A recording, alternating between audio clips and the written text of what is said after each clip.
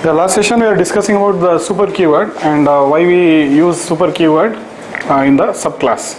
So super keyword is basically used only in subclasses. That's one thing what we have to remember.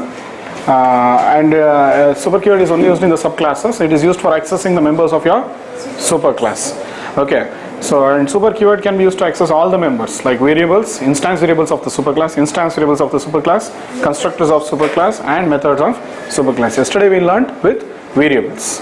So the variables of superclass are easily accessible in subclass. Easily they are accessible. It is optional to use super keyword.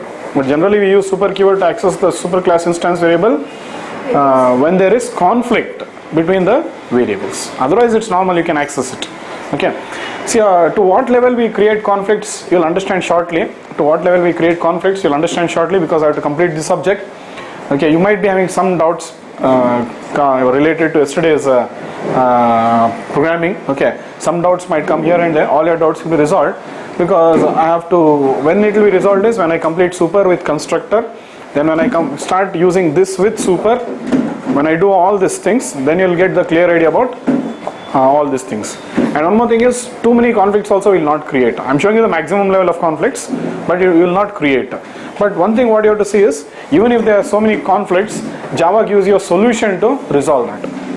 Even though, see, one thing is, there might be conflicts. If there is conflict, how to resolve it, Java gives you the solution. And finally, what should developer understand is, even though there is conflicts can be created, even though solution is there, we do not create that many conflicts. To what level we create conflicts, that also I'll explain you with good examples. All we'll see with good examples. So now variables you keep aside. I'll come back to variables, but just I introduce the concept. Okay, today we'll go with constructors. Super with constructors. Understand this. Then you'll understand. Again, we'll club both. Super with variables also I'll use. Super with constructors also I'll use. That time you'll get the clear idea. So anyway, see, we are going to learn super with constructor today. When you are writing notes today for constructor, it's mandatory you have to write super like this with brace because we are dealing with the constructor today. Else you will not understand. Okay, so when you talk about constructors, we write like this. Even with this keyword, when you are writing notes for this keyword, we wrote with brace. So especially when you talk about constructors, this is how you write the notes. Example like this. Super. Now we are learning the second one. Yesterday we saw about variables. Now we are using super to work with constructor. Okay. So there are so many points. We'll be seeing these points. I'll not do it now. What I'll do is I'll teach you all these topics and then I'll come and revise it. But the topic is super with constructor. Yeah. So we'll start off with examples. I'll just show you how to add constructors in subclass now. Okay. So we are learning how to invoke the constructor of superclass in subclass now. Understood? Now we are learning how to invoke the constructor of superclass in subclass. Now you might have a question, why to invoke? We'll see all with practical answers only, not theoretical. Okay, so we know that subclass constructor can invoke what? Superclass constructor. We know it will do it, but what is the use, how to do, why to do, when to do? All these answers I'll give it with examples. The topic starts off now. Okay, it's see now the topic is how to access superclass constructor in subclass. Leave that. But to talk about, to talk more about subclass. Now what we are learning right now, again what we have to focus is we are learning how to write subclasses. Yes or no? We are learning how to write subclasses. So means subclass data type. We are finished learning how to write the class data type. Now we are learning how to write subclass data type. So when we are learning how to write subclass data type, obviously a subclass data type can have variables, extra variables which we discussed yesterday. At the same time, if you are having variables, definitely it will have what? Constructors. Definitely it will have constructors. So it will have constructors to initialize the instance variables of subclass. Understood? So obviously constructors are required now. Constructors are required for initializing all your instance variables. We depend on the constructor for what purpose? Initialization only. Why? Because they are executed only once. So let's see how you add. So initially I'll start off with a simple example. See this. There is class A.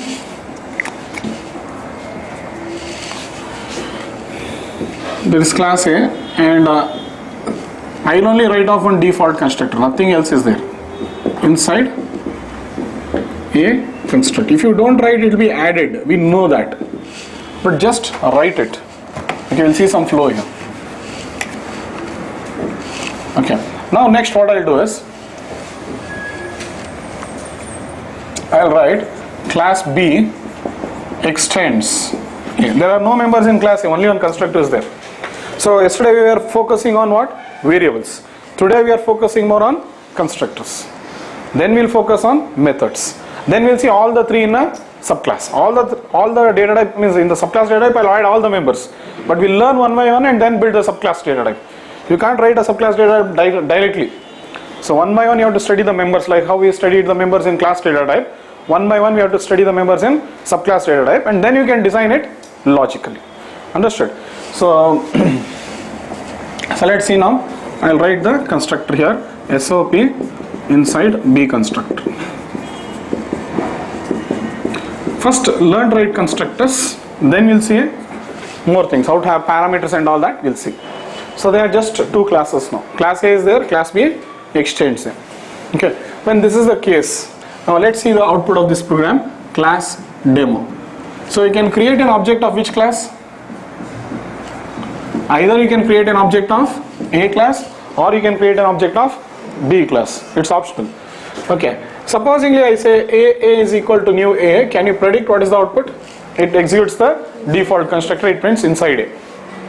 So the output of this would be inside A. Understood? Leave this, you know about that. There's nothing big about it. But we are more interested in what? Subclasses now. Superclass we know, but we are more interested in subclass. So we'll see how we have got the subclass, and now I'm going to create an object of subclass. I'm going to create an object of subclass. B is equal to new B. This is what is my intention now. BB is equal to new B. So now leave that. Focus on B. Now tell me what happens.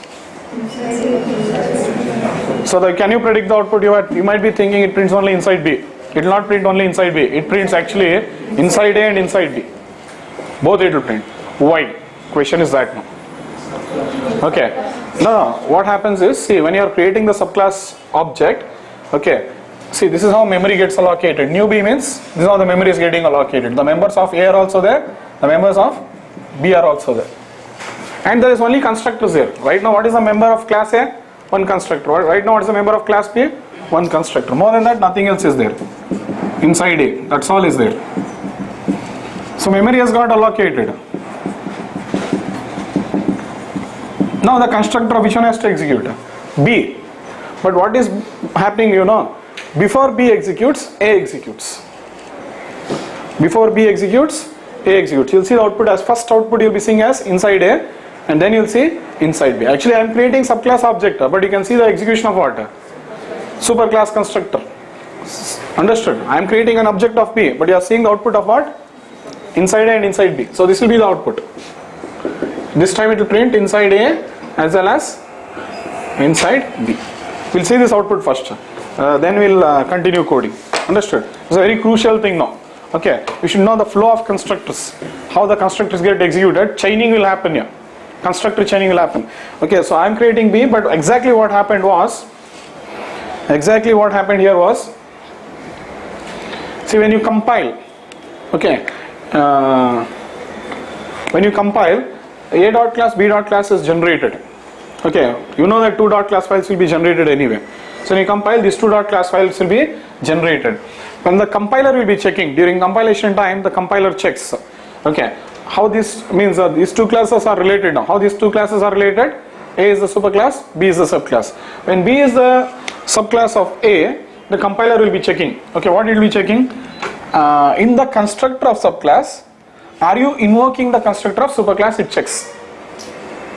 Are you invoking it? Okay, you are not invoking. Right now you are not invoking. So what it will do, the compiler, it will add by default, it will add one super here.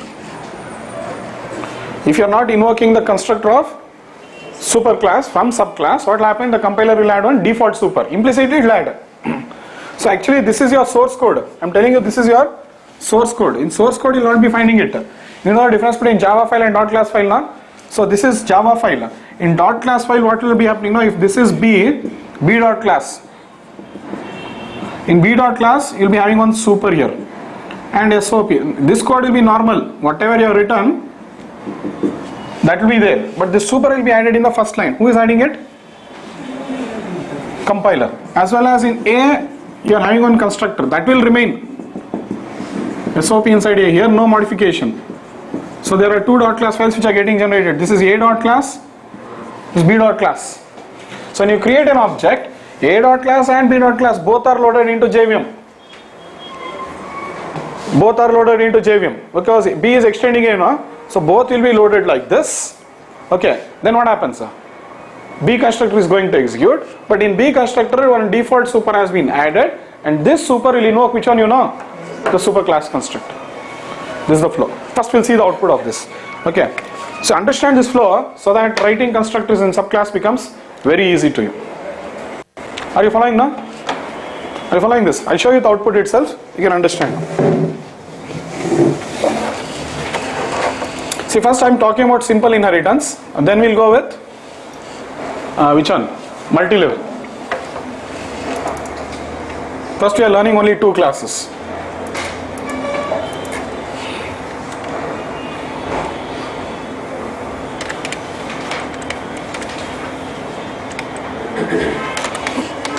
Inheritance.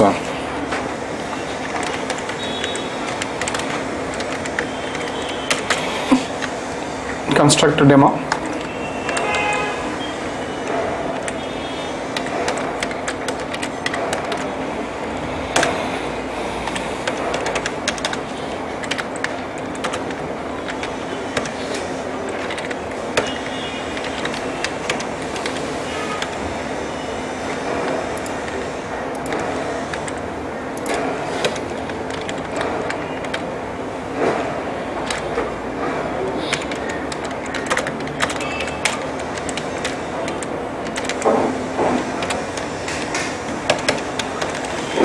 So this is class A.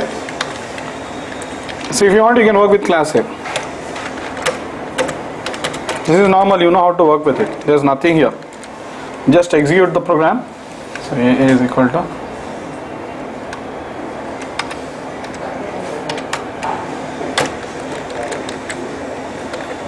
you can see inside A is getting executed. Yeah. What I'll do is I'll write one more now. Class B extends A.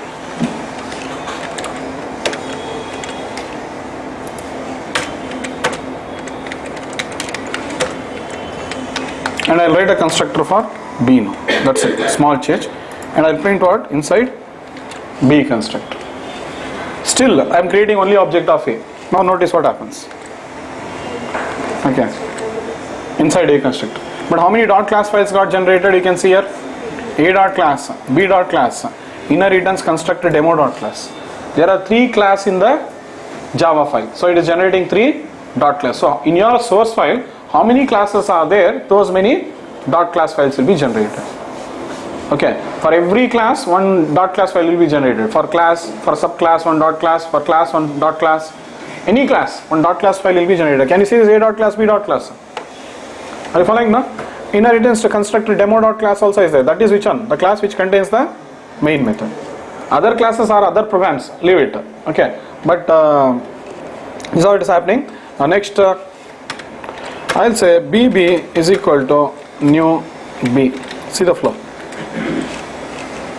Compiles A constructor for which one? A object. A constructor for which object? A object. For B, what is happening? A and B. Both are getting executed, but I am creating actually an object of which one? B. Okay. Just see, I'll comment A if you are getting confused. I am creating only object of B now, but still see. Constructor of A is getting executed, means both the dot class files got loaded. A dot class also got loaded, B dot class also got loaded while creating an object of B. So when you are creating subclass object, both the dot class files will be loaded. Are you following now? And what's happening? First in B constructor, before executing B constructor, first which one was executed? A constructor. Why is your question. So that also we'll see. We'll go to the Explorer. You know, you can use your Kava J.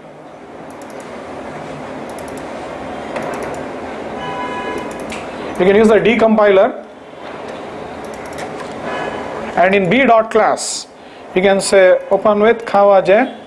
Oh, it's not added, but okay, it is added at runtime. It is not added at compilation time, it is added at runtime. Runtime means when B dot class is loaded into JVM, the JVM sees B is a subclass of A. Sorry for that mistake. Okay, it will be loaded at runtime.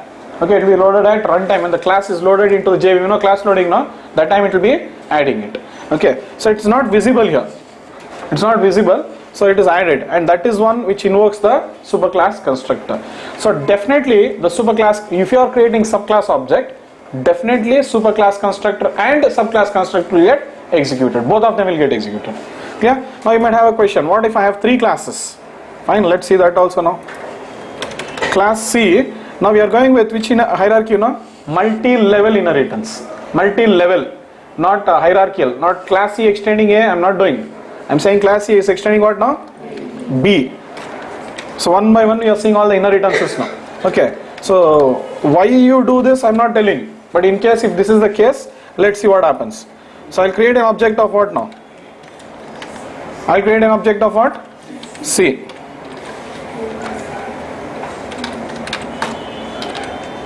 Now can you guess what is output?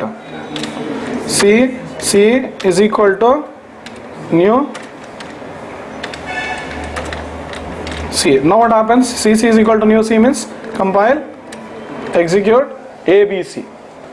So all the three dot class files will be loaded. Now how many dot class files are there? C dot class is also there. If you want to decompile, anyway it is not added. I'm just telling you, super is not added here, but it will be added at runtime. When the class is loaded into the JVM sees C is a subclass of B, and if C is a subclass of B, what it checks is the JVM in C class, in the constructor of C class.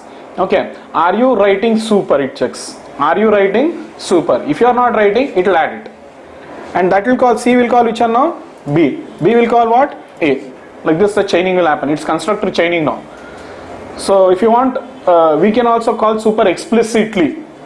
Okay, what I'm trying to tell now is I'm introducing super with constructor. Here super is getting added implicitly. If you want, you can write super explicitly also. Understood? So when do we write explicitly? They'll be explaining you. But see the flow first. Clearly see the flow. Are you clear with this? So if you don't write super explicitly, super will be added implicitly in the subclass constructor. If you want, you can write it.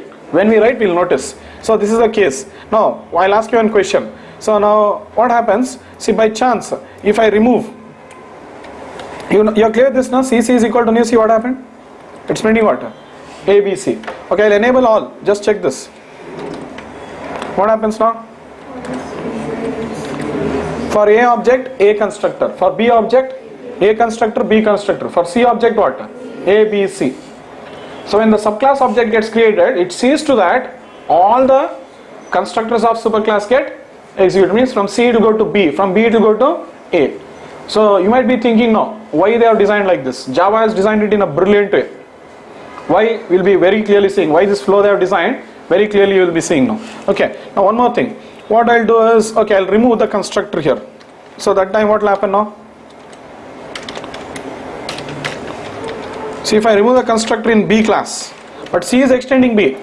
Now what might happen? The compiler checks. Are you adding default constructor here? You will not get any error. See, I'm creating an object of what? I'll show you the output now. I'm creating an object of C only. Okay, what will be the output? You know, inside A, inside C only it prints. Why it prints? Okay, it will not give any error. Okay, see, if you are not writing constructor in, see, class C is extending B. That is secondary. But when the compiler is compiling, compiler checks, is B having any constructor? Compiler is checking this. Is B having any constructor? No. So if you are not writing any constructor, what will compiler do? It will add the default constructor. So the compiler will do this now. When I show you in the source code now, sorry, in the dot class, it will add this. Who is adding? Compiler, not here. In the dot class it will add. Okay. Now when B class is loaded into JVM, what will happen? When B class is loaded into JVM, default super will be added like this. Understood? Default super will be added like this. So what happens? Let's see the output now. That's the same output what you saw. So when you say C is equal to new C, from here it will come where? To B. B it will go where? A. It will not give any error. If you are not writing any constructor, compiler will add the default constructor. Notice, in B dot class, you are not writing constructor, na? See now. Default constructor is added. If you don't write, super will be added when? When the dot class is loaded into the JVM, runtime it will be added. So that's why you'll see the output. What you'll see? Inside A, inside C you'll see. Are you clear? Okay. Now, one more thing. Now, we didn't write super here till now. Yes or no? If you are interested, you can write it. There is no harm in it. If you write also, same output. Super, but super should be the first line. Why it should be the first line, we'll discuss. If at all you are writing, you should write it in the first line. Now here we are invoking constructor. Yesterday we are accessing variable. See, yesterday in the subclass constructor only, I was accessing the variable. Difference is that yesterday in subclass constructor, what was I accessing? Variable. So when you are accessing variable, okay, that time you can access it in any line. You can access it in first line, second line, third line, anywhere. Say I accessed a superclass constructor in, I accessed superclass instance variable in subclass. I accessed in two locations. One I accessed it in method, one I accessed it in constructor also. The superclass instance variable yesterday when I accessed, where all it was accessed? In constructor also as well as in method also. But the point is you are accessing the variable. Variable can be accessed in any line. But now what we are saying is, the subclass constructor is trying to access what? Superclass constructor. Now it should be the first. This should be the first line. I'll show you the combination of super with constructor also, super with what? Variables also. That combination next I'll show you. Okay. So but wait till I finish super with constructor. Understood? In only one constructor only I'll use super to call constructor also, super to call variable also. Access variable also. That also I'll show. But wait till we complete this one. See, this is valid. Where did I write super? In subclass constructor. C is extending B, I wrote super. B is extending A, I wrote super. Output is correct, still the same. There's no change. Here we are writing it explicitly. And I'm creating C object. If you are interested, you can create which one. This also is correct, but output doesn't change. It's the same flow. For A object inside A constructor, for B object inside A, inside B, for C object inside A, inside B, inside C. This is the flow. Okay. And now this time we'll see what is there in the dot class. If you want, you can see what is there in the dot class. Always use decompilers. Now since this time you have written super, okay, still it is not there. That super has been removed. Can't understand. But the thing is what? Super was working. Super is working in the same way. Even if you write it explicitly also, no problem. Behavior is same. If you don't write it explicitly, it will be added implicitly. It will be added implicitly. If you don't write it explicitly, it will be added implicitly. Which one? See, I am compiling it again for you. We have compiled. We have written here C, B, super, no. But in the dot class files, let's see. So it is not there. Can't help. It's there in source file now, but it is not there in what?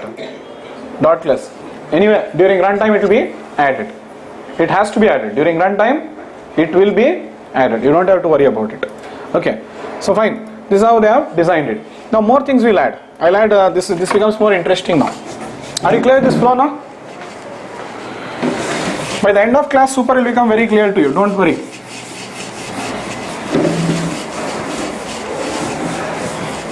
Now what I'll do is, we'll add some more members. I'll add blocks. I'll add blocks this time. Let's see the flow now. Which block I'll add? Both the blocks will add. One is instance block and static block. Both will add.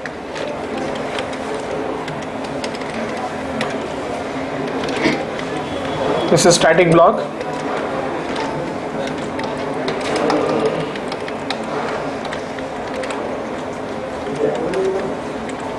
Inside a static block.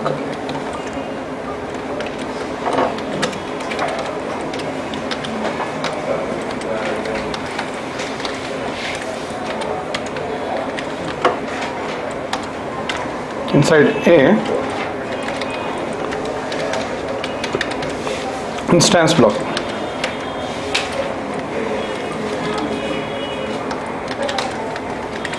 The same blocks I'll add it into what? Okay. First I'll finish off with A. Then we'll come back to which one? We'll compile. Okay. Then what you do? You create the object by telling what? A is equal to new A. You know what happens here now? First static block. See, class is loaded plus object is created. Remember that.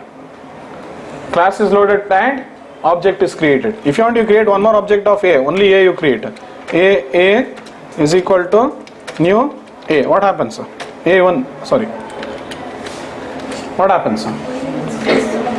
Static block once, instance block, constructor twice. You know this flow. Do not forget this. So class A class is loaded, but B dot class, C dot class was not loaded because we are not using it. Okay. So now let's see. So I'll add the blocks in B also now. Inside B static, inside B instance. Similarly, I'll add this members in C also. Inside C static, inside C instance. We are adding blocks now. So I am creating object of which one now? Still A only I am creating. You can see A dot class and B dot class are not loaded. We are not using them now. What is output? Inside A static, A instance, A constructor, again A instance, A constructor. You can see it, A static for one time, A static one time, A instance constructor, A instance constructor, because I created two objects. First time class is loaded and object is created. Are you clear with this? Let's work with B now. Okay, now I am creating an object of B. Can you guess what happens? So first is B object has to be created. To create B object, it has to load B class, but B is linked with A. So first A dot class is loaded, then B dot class is loaded. So you'll be seeing the output as first A static, B static, then A instance, A constructor, then B instance, B constructor. Flow will be that now. See this. A static, B static, both classes got loaded. C didn't load. Yes or no? C class got loaded, huh? No, because you are not using it. So when you use the class, it will be loaded. Okay. So A static, B static, A instance, A constructor, B instance, B constructor. So now B constructor was calling actually earlier A constructor. You know the flow. But when it is calling, before executing a constructor, first what it will call? Instance block, then constructor, then instance block. In subclass, instance block and then constructor. This is the flow how it goes. Are you clear? Okay. Now the same we'll see with what? CC is equal to new C. What happens? A static, B static, C static. A instance, A constructor, B instance, B constructor, C instance, C constructor. Okay, see the flow. It's predictable. A static, all the 3 dot class got loaded. Then A instance, A constructor, B instance, B constructor, C instance, B, C constructor. But if I say again, C is equal to new C, what will happen this time? Static only one time. When? A static, B static, C static only once. After that we are creating what? Two objects. Fine. So you can see A, B, C. Again A, B, C. Only instance block and constructor. So classes are loaded only once. Still very interesting, we'll see. You can try all this R&D, man. See, I'll create A is equal to new A. Now see a small change. B is equal to new B. And C is equal to new C. These three things you focus on. Can you guess what might happen?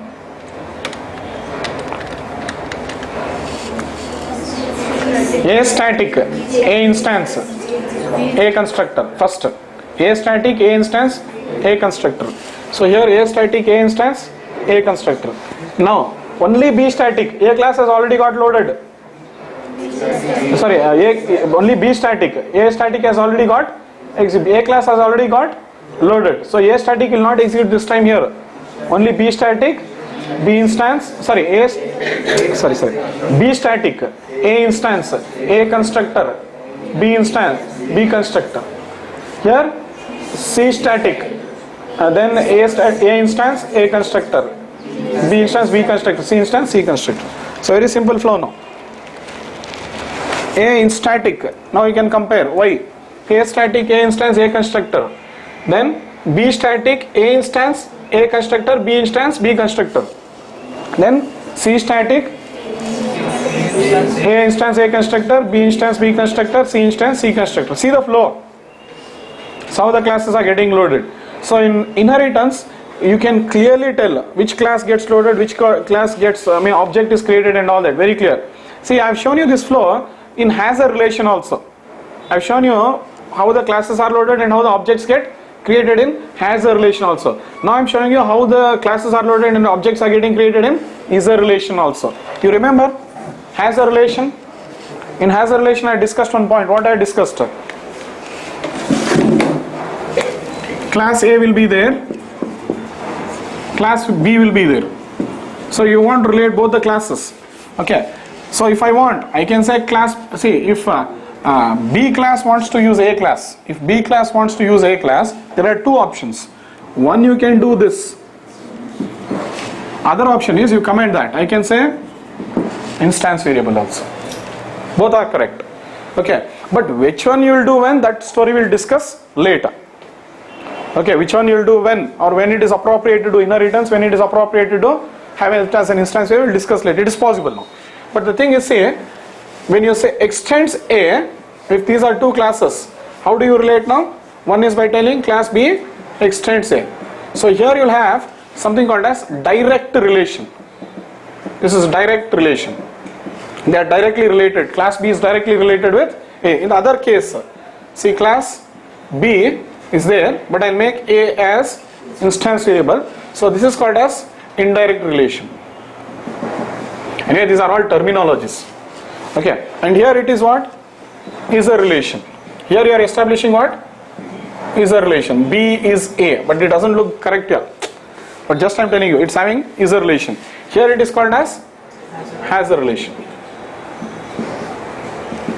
So when you're having has a relation, okay, fine. If you have has a relation, fine. But end of the day, A has to be initialized, no?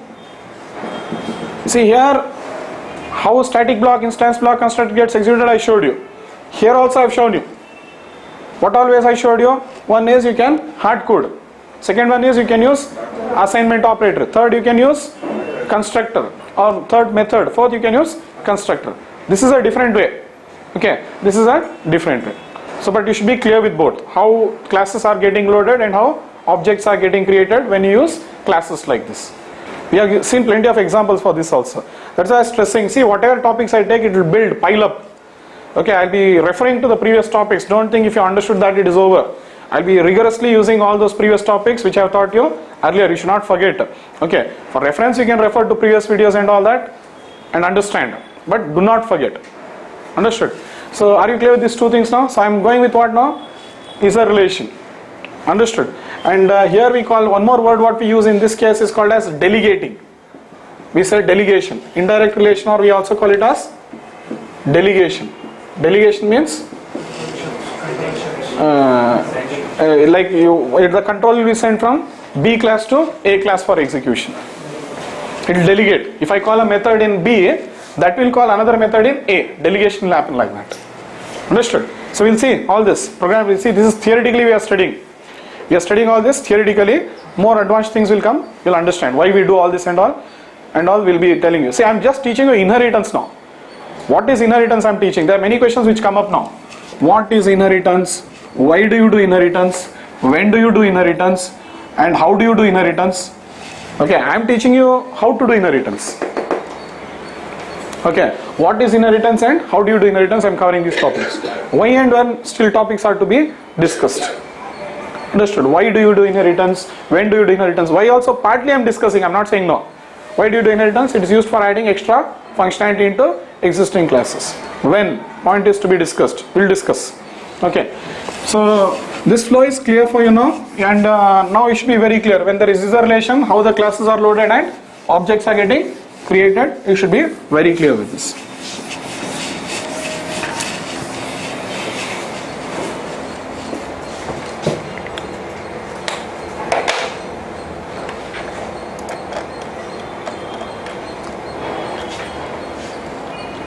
So if you want, you can add super in your subclass constructors. And if you, any other flow you want, you can see here. I'll just make some other changes. Like if you have any questions, I'll do it. You might get it later, so I'll only do it. These are the common questions what you get here.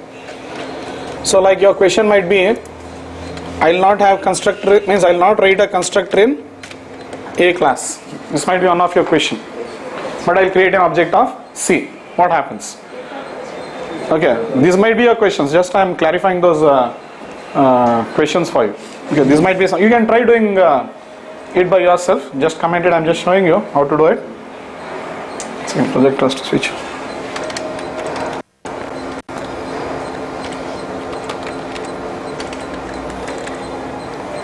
So work with members. Okay, members of the class is very, very important. So the same members what you wrote in class now, they are coming out in subclass. Same will come out in what? Abstract class and interface also. So work hard here. See, we are going to what I'll do. See, class A is having 3 members: static block, instance block, constructor. Class B is also having static instance, constructor. C also static instance, constructor. What if I comment? Means I don't write a constructor in class A. Default constructor will be added, but flow will definitely come. Flow will be coming and it will be calling the default constructor. Default constructor, there are no statements now. It cannot execute. So to show you the flow, I added the constructor. To make you understand the flow, I added the default constructor. Understood? Otherwise, if you don't write default will be added, it will get executed also, but you can't notice it. So to get it noticed, I added the default constructor and wrote the print statements. So now see, we are creating object of C, only C.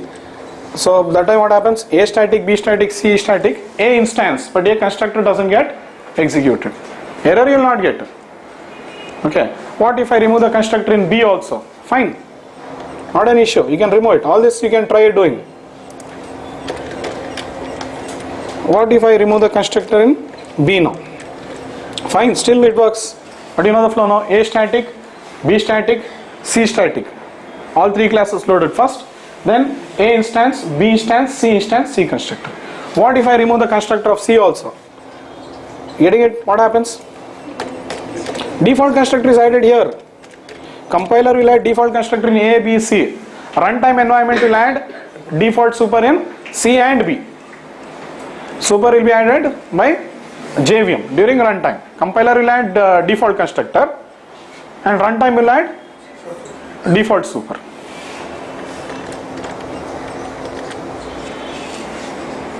Are you clear with this? Who adds the default constructor now?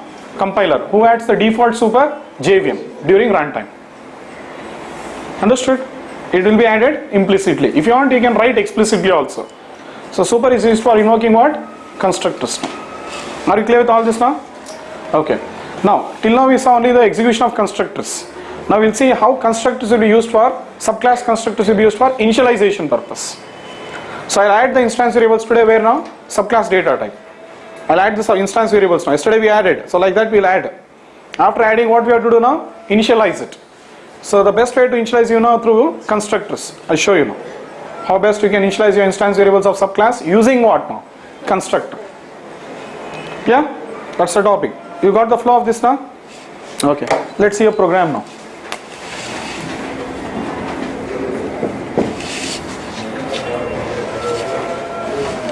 Hello, marker. Bye.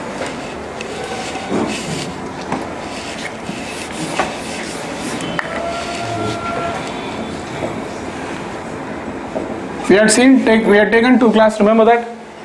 Class A, int x, int y. So generally when you write a constructor, let it be a superclass, generally when you write a class and when your class has instance variables, the tendency is what?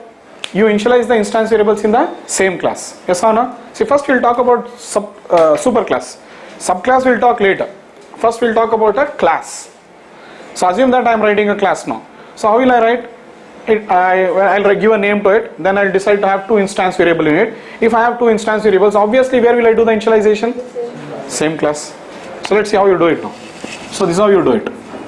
Int x, int y. Valid? How will you do the initialization? This dot x is equal to x, this dot y is equal to y. This is how you do it. Getting it? Fine. Next, if I want, I can write one method. Void show xy was the method I used now. The first program. Show xy, SOP, value of x and y is plus x plus y. If you want to write one extra method, that is optional. I am not telling mandatory. Void m1 method we added. SOP inside m1. See, I might have written so many members, but my concentration is constructor, do not get deviated. Understood? My concentration is on constructors. How do you write subclass? Constructors. Fine. So this is done. Now series I'll write subclass. Class B extends A. Why do you write a subclass? To modify. Subclasses are written for modification. Means you want the members of superclass plus, means you want the members of one class plus extra class. You want the members of one class plus extra members. So that time what you do, what members you want now, that will make it as superclass. New class will make it as subclass. Okay, from which class you want members, that will make it as superclass, and the new members will be added into subclass now. That's how you modify. Yes, we are doing the same thing now. Oh, 1 second, I will not find space here, I will write it beside him. So class B extends what? A. See, I am still going with simple inheritance. Do not bother much about multi-level, hierarchical and all that. First focus on simple inheritance. Only one class and one subclass. Simple inheritance means one class and one subclass. First work with this, then all will become easy to you. So what is the extra member I need? Int Z. Yes? Okay. You know how to work with A now? I'll just show you how to work with A first. Then I'll come to class B. Class demo. 1 second.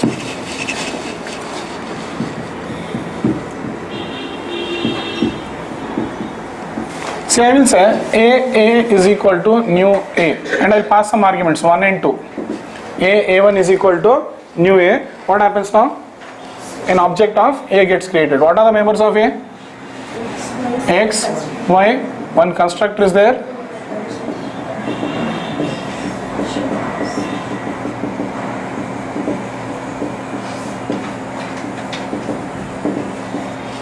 Then you might have show xy method. Then you might have m1 method. See, whatever your members are there, all members will come into existence. Remember that. Okay, so A1 is equal to new means new memory gets allocated. Only A dot class is loaded. Okay, that time what happens? The constructor will be called. What are the arguments you are sending? 1 and 2. 1 and 2 will come to which one now? X and Y. X and Y will initialize it to which one? The instance variables. So X is initialized to 1, Y is initialized to 2, the address is 150. It has been given to A1. Perfect. Correct? Huh? You know how to work with class A. There is no problem with this at all. Okay. One more object you want, you can still create. A1 is equal to new A56. Again A2 I'll take. Sorry. New memory, same old story. New memory. Okay. And in that new memory, constructor will execute. Values are given. Everything will work. So I have written my class logically perfectly. There is no problem in my class. So what all the measures I have taken? I wanted 2 instance variables, I wrote. I have to initialize it, I initialized with constructor. I wanted 2 methods, I wrote. I have written it correctly, and now you can use it also. You can call, you created the object, now you can call the methods. A1 dot show xy, A1 dot m1 also you can call. All this is perfect. All this is perfect. There is no problem with this. Are you clear with this? Okay. Now, this is done. So what you want now? What you want is, you want all these members. Plus you want what? Extra members. So what will you do? You'll start writing subclass now. Why will write subclass? Because all these members what you want, you'll inherit. Extra members you will add now. So what is the extra member you added? Z. So obviously now, if you are added an extra instance variable here, the next step you have to take is what? To write a constructor there. Your next step what you have to take is to initialize it. So what you can do, see, if I write it like this, B like this, one option would be, I can create the object like this. PB is equal to new B. But you are calling which constructor? Default constructor. B object will be created. X, Y, all the members it will have. Show X, Y. But it will not execute. Why can you tell? It will not, the object will not get created. Why? Notice. X, Y, there is one constructor of X, sorry, A, you are having void show X, Y.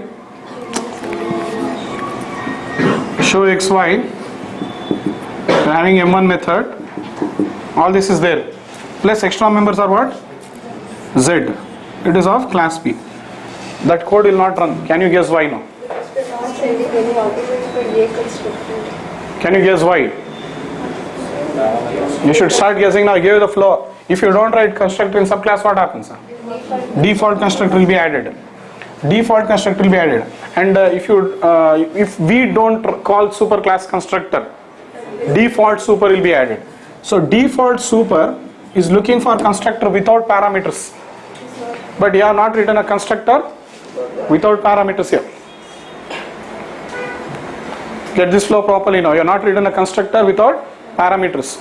So if you want to see, that is why whenever we write a class, if you want your class to be highly reusable means what? See, your class A is reusable. I am telling yes. How it is reusable? You can create an object and use it. Class A, I can create 1000 objects in any operating system of the world and I can use it. There is no problem with class A. But it is only possible to create object and use. But class A cannot be extended. Why it cannot be extended? Because it's not having default constructor. So if you want to make, means your class, it should support both. It should be supporting inheritance also. It should be supporting creation of objects also. So that is why whenever we write a class now, okay, it is better you write on default constructor. Always make it a mandatory rule that you always add a default constructor. Are you getting it now? You add it. How will you add? Now whether you write code inside it or not, that is secondary. But write a default constructor. Now what will be the flow? BB is equal to new B. Yes. The subclass constructor gets executed. Super. Which one will be called? Default. Which one will be called? A constructor will be called. But there is no code here. Fine. You have written it. But no code is there. Then it will come back and execute what? Subclass constructor. Flow is this only. So finally object gets created. Which one? B. This is the actual flow now. And if I want, I can initialize. But we didn't use the logic of what? A constructor also. And I have not written the logic of B constructor. I have not written it. So how do you initialize now? B dot x is equal to 10. Yes. In B, the value of x is changed to 10. I am initializing with dot operator. This is how you have to do. Which is logically incorrect. Logically incorrect means what? We don't want to assign values with dot operator. We want to initialize values with what? Constructor. But since I have not written a constructor, I am showing you how do you initialize values with dot operator. I am just showing you how do you initialize values with dot operator. So b dot x is equal to 10, b dot y is equal to 20, b dot z is equal to 30. Highly valid. Now it is changed. But for making this code work, everything will work. I am assigning the values with the help of dot operator. But to assign values of dot operator, I should add one default constructor, otherwise it will not work. Are you clear with this? Why it will give the error? You understand now? Default super will be added there. Default super will look for default constructor. Now you will start understanding why we use super very clearly. See this. So this is a problem. So I don't want to do initialization with dot operator. So what will I do? I will take the help of constructor now. Yes. So slowly start seeing now. We have started writing constructors in subclass. So how will I do now? See, when I create subclass object, which constructor gets executed? Subclass constructor gets executed. But when you are creating subclass object, you actually require 3 values now. Why you require 3 values? 2 variables are needed for superclass, 1 variable is needed for your class. So that is why your subclass constructor should have constructor with 3 parameters. Reason is it should initialize 3 instance variables, 2 of superclass, 1 of subclass. Getting the idea? How do you write constructors of subclass? The constructor of subclass should have what? Not 1 parameter, it should have 3. 2 to initialize superclass instance variables, 1 to initialize subclass instance variable. Yes, now we have got 3 values. When I call the constructor, 3 values will come. But how will you use these 3 values to initialize the values now, variables now? So let's see. So here, now see, if I say x is equal to x, I can say y is equal to y, z is equal to z. I can write this code. But what will happen? Conflicts will come. See, I could have if I write my variable as p, q, r, highly valid code. What? X is equal to p, y is equal to q, z is equal to r. But what is the concept? X and y are variables of superclass. Z is a variable of subclass. Perfect. So the subclass constructor is taking full measures to initialize what? Superclass instance variables and subclass instance variable. Let's see it with the diagram only now. So what is the arguments we are passing now? I'll take it as PQR, int P, Q, R. Now what happens? X is equal to P, Y is equal to Q, Z is equal to R. Correct now? This is subclass constructor now. But still you know what happens. I might write the code like this. Okay, that's still what is happening. One default super will be added here. You are not calling now. So whether you write or not, default super will be added. Guaranteed now. Okay, see here I am initializing, forget this now. We are taking what values? X is equal to P. Okay. So now what happens? If you are still not calling the superclass constructor. When you don't call the superclass constructor, what happens? Default super will be added implicitly. When? During runtime. Do not forget that. Default super will be added and it will call which one? The default constructor of superclass. That is, it will call. After both get executed, now these lines will execute. Now which lines will execute? These lines. X is equal to P, Y is equal to Q, Z is equal to R. Now there is no conflict between what? Superclass instance variable and subclass instance variable. There is no conflict between superclass instance variable and local variable. See, get the point. There is no conflict between superclass instance variable and subclass instance variable or local variable also. Superclass instance variable is not having conflict with subclass instance variable and local variable. Similarly, subclass instance variable is not having any conflict with local variable, only local variable. Because I changed, I made it as PQR, time being, I'll remove it and make it as XYZ. So this is the case. Now, again, what is the concept you are understanding here? We are easily accessing the members of superclass variables in subclass. We are accessing it. So how are you initializing X, Y and Z? Two variables you accessed from superclass in subclass, gave the value. I got the three values here. When I say BB is equal to new B and pass the values 10, 20, 30, what happens? New memory is allocated. This is the memory. 10 is given to P, 20 is given to Q, 30 is given to R. After providing the values 10, 20, 30 to P, Q, R, now what I am trying to do? P value I am giving to X, Q value I am giving to Y, Z value I am giving to, sorry, R value I am giving to Z. It will change. The values will be initialized. Correct now? Understood how the initialization will happen? But still we have to do it more perfectly. This is how it works. We are getting the output. You just print now. B.X SOP you print. Instead of dot operator, what we started using now? Constructor. But we have to see now how efficiently you can write a constructor here. Perfect it is.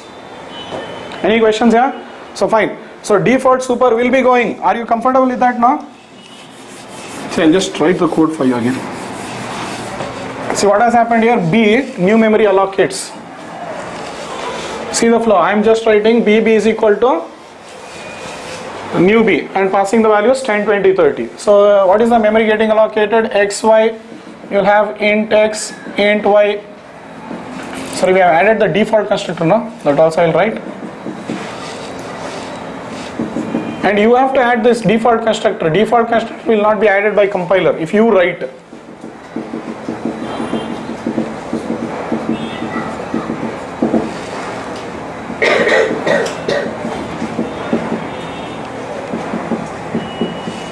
Now see the members Z.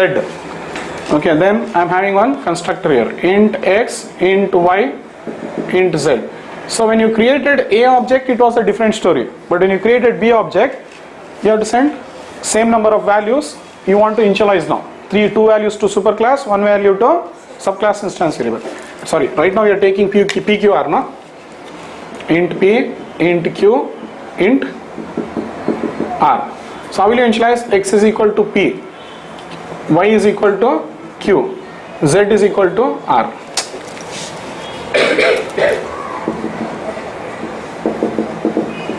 So it might be a simple code, but there are a lot of things concepts you have to cover here. What first concept is what? There is no conflict between superclass instance variable and subclass instance variable. There is no conflict between superclass instance variable and local variable. Understood? And at the same time we are seeing one more concept. What is that? You can, to initialize the instances variables present in the superclass, I can directly access, I understand the point. I am accessing and doing it. How am I accessing? X is equal to, Y is equal to, that point also you see. Simply writing code you will get output. I am not talking that now. Okay, if you write this code definitely you will get the output. And after doing that you can print now SOP. See the code gets executed. Value of P is given to what? X. 10. Y is what? 20. Z is what? 30. Perfect it is. and I'll print SOP B dot X, what it is? It is initialized. So we have done the initialization, but we have to do it more logically correct. Let's see how you do it. Are you understanding this now? Okay. So one thing is, see, we do not bring so many variables. First, see now. We do not bring so many variables. Means, if you means so many different variables. Like again, we should not say PQR. That's something now. Because if you suppose in the 3 variables, fine. Now it's very clear. P value I'm giving to X, Q value I'm giving to Y. But if more values come now, you'll get confused. Which value to give to which variable? So that is why generally during initialization time now we create conflicts only for initialization purpose. So you should know where to create conflicts, where not to create conflicts also you should know. So yes, what is the conflict I am creating now? X, Y, Z. So there is conflict between superclass instance variables and local variables. There is conflict between subclass instance variables and local variables. Now how do you resolve it? Yes, you can do the resolving like this now. How will you do? Yes, now you'll start saying super dot X is equal to X. Super dot Y is equal to Y. I told you I give you many examples with super keyword. See this. Super, but this dot Z is equal to Z. This is how you do it. Perfect. But still again the same scenario. How did I initialize it? I'm accessing it and initializing. That you don't forget. The superclass instance variables were accessed from the superclass in subclass and then you are initializing it. That you don't forget. That's a wrong methodology. You are accessing. Later on if the members are private you can't access. Problems will start. You'll get your answer today. Understood? So what happens if the members are private? You can't access like this. So we'll see how we solve the problem now. So anyway, right now we are doing like this. So even if you write the code like this, what happens? See here super.x and super.y are written in 2 lines. Okay, but here we are using super keyword in the subclass constructor. I'm not telling no, but we are using super keyword in the subclass constructor to access what? Variables. We are not using it to access constructor. Understood? We are not using it still to access constructor. Now super is there. Even if you don't write, what will happen? Default super is still added. Default super will be still added, which invokes the superclass constructor. This super now, which I am writing now, see here. This will be added during runtime by the JVM. Still the flow goes. So now you BB is equal to new B, now the story is different. What is the story? It is int X, int Y, int Z. So what happens? Default super is added here. So now there is a conflict. If you don't write use super keyword, what will happen? It will not initialize. Correct now? See, default super will be added, leave that. But how do you initialize now? Super dot X is equal to X. Super dot Y is equal to Y. This dot Z is equal to Z. So actually what is happening internally, there is one super keyword which will be referring to the superclass like this. There is one this keyword which will be referring to the superclass object, and one more this keyword will be referring to, this is the actual story there. This is the actual story which is happening inside the JVM.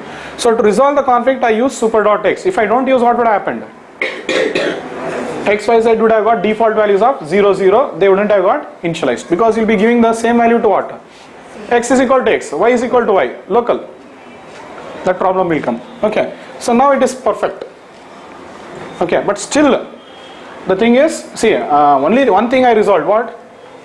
We had same different names, but I used same names and I introduced how to use super keyword to access variables and initialize.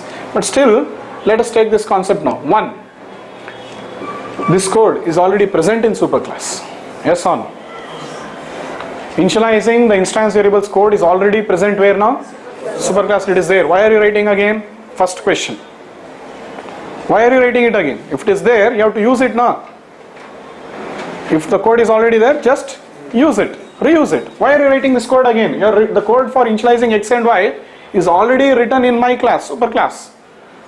The code for initializing X and Y is, I have written this class. I have already written it for initializing X and Y. You are writing subclass. Why is your class writing a logic to initialize my variables? That is wrong. You can reuse my logic. So how will you do? So just all you have to do is, instead of writing the code like this, all you will do is, you will just say super of, see this, you will write now explicitly, you will write. This time you will write explicitly. super of x, y. Now it becomes important. So we are doing chaining now. Our constructor, anyway it is calling the superclass constructor. Okay, but it was calling the default one. I do not want the default one to be called now. I want the argumented one to be called. Yes or no? I want the, parameterized one to be called. The parameterized constructor of the superclass. So what will I do now? See the flow now. B is equal to new B. All this is gone now. So these two we are not doing. Super of x, y I am telling. Let's see the flow. B is equal to new B of 10, 20, 30. Memory is allocated. The constructor of subclass is executed. The subclass constructor, anyway it was calling constructor of superclass. But this time only what I did, I sent the arguments. So here x, y, z are arguments. X, y, z are parameters. Here in the constructor they are parameters. But now I am sending them as arguments. So the same x and y becomes arguments, and invoke this, which one now? The constructor with parameters, not the default one. It will be invoking this. Value is given to x and y. And with this x and y, what will happen? It will initialize instance variables in superclass now. So this will be 10 and 20. Control comes back. One statement is pending. This statement, it will execute. And now z is initialized to 30. Perfect now? Clearly it will happen now. Okay, so what did I do? If you use super now, you can reuse the initialization logic present in superclass constructor. That's the advantage. So we can do chaining of constructors in superclass with superclass and subclass also. We can do chaining of constructors in same class also, using what? This keyword. Constructor chaining can be done in two ways. One in the same class, another one is superclass subclass. Okay, forget about this keyword, because just now I am introducing word chaining. When I say chaining, automatically your mind will go back to what now? Chaining with this keyword. Okay, just that's why I am repeating it. I am telling, forget that now. Okay, just focus on how you do constructor chaining in superclass and subclass. Then I'll give you more examples where chaining will happen with super also and this also. I'll give you good examples. First learn only super. Okay, are you clear with this flow now? Okay, now this writing this code is one advantage is what? You can reuse. Okay, but sometimes say if your variables are private here, now you'll be forced to use. Now you cannot do initialization in this way. Yes or no? Why? You can't access. Private members are not accessible outside the class. So when I wrote my class, I didn't want x and y to be modified. So what will I do? I'll make the members as private. So you like all my code in the class. Now you want to inherit my class. You'll inherit. After inheriting, what will you do? You'll add an extra variable. But when you create the object of subclass, you should initialize my variables also now. How will you initialize now? You don't have access. Only one option is what? You have to control should come to my class and initialize it. So that is when you will start calling what? Superclass constructor. This is correct. So one is, what are the advantage of calling superclass constructor is, one is you can reuse the logic, initialization logic. Second one would be, sometimes members will be private. When members are private, there is no question of accessing the instance variables of superclass. There is no question. So obviously you have to send the values to superclass constructor only. So if you consider all this, Java is giving you a good solution to all this. In other languages, it is very difficult. See, Java's encapsulation is still protected. They are still saying to that encapsulation is still supported. At the same time, they are giving you one kind of access to initialize the instance variables of superclass. What a brilliant mechanism. Are you following now? It is private. Encapsulation means what? The data should not be modified. Now see, after creating the B object, if I make it as private, can I modify it? B dot x is equal to 99. Can I modify it? No. Why? Because it's private. If I don't make my member as private, what will happen? After creating the object, you will initialize with constructor, but I can still modify it with dot operator, no? So the rule of encapsulation fails. So now Java has to support encapsulation also. At the same time, what it has to do? Provide a mechanism to initialize the instance variables of superclass when you are creating subclass object. Both has to be supported. Such a tough concept, but how easy it is doing here. Just it is telling you what? Call the constructor of superclass, send the values, over. It's nothing but like one method invocation. Calling constructor of superclass is nothing but what? It's like in calling a method. More than that, what is there? You call the constructor of superclass, send the values. Now the constructor of superclass will take measures to initialize instance variables of superclass. Finished now? Are you following it? So this is how they are giving you full support now. So now we have started writing super explicitly. Why did I write it explicitly? Because I want to invoke a particular superclass constructor. If you want to invoke a particular superclass constructor, you'll write it. If you don't call it, default will be called. There's no doubt about it. So definitely the constructor of superclass gets executed. There's no doubt about it. Either it will be executed implicitly or you can call it explicitly. Okay. So when will you call it explicitly? When you want to send values to superclass constructor. Understood? When you want to send values to superclass constructor, when there are instance variables present in superclass. Understood? That is when you have to send, and you can't access it because they will be private. One problem is they might be private. Other problem is you are rewriting the same logic again. Both should not happen. Understood? So it's giving you a very elegant support now. Clear this? So this is the advantage of using super with. This is why you use super to invoke the constructors of superclass. More examples I'll give now. More clearly you'll start understanding. More good examples I'll give. First I'll get the output for this. Okay. Then after doing this, I can make my Z also as private. Correct now? Because otherwise they'll modify. So when you write your class B like this, what should you do? One more thing. You also write one default constructor. Otherwise class C extends B will go wrong. B is reusable. Reusable to what level? Only to level of creating an object and using, but not for inheritance purpose. Okay, see, in the subclass, always remember, in the subclass when you write a subclass constructor, if you call the constructor of superclass, then no need to add what? Default constructor. If you call the constructor, now this will work.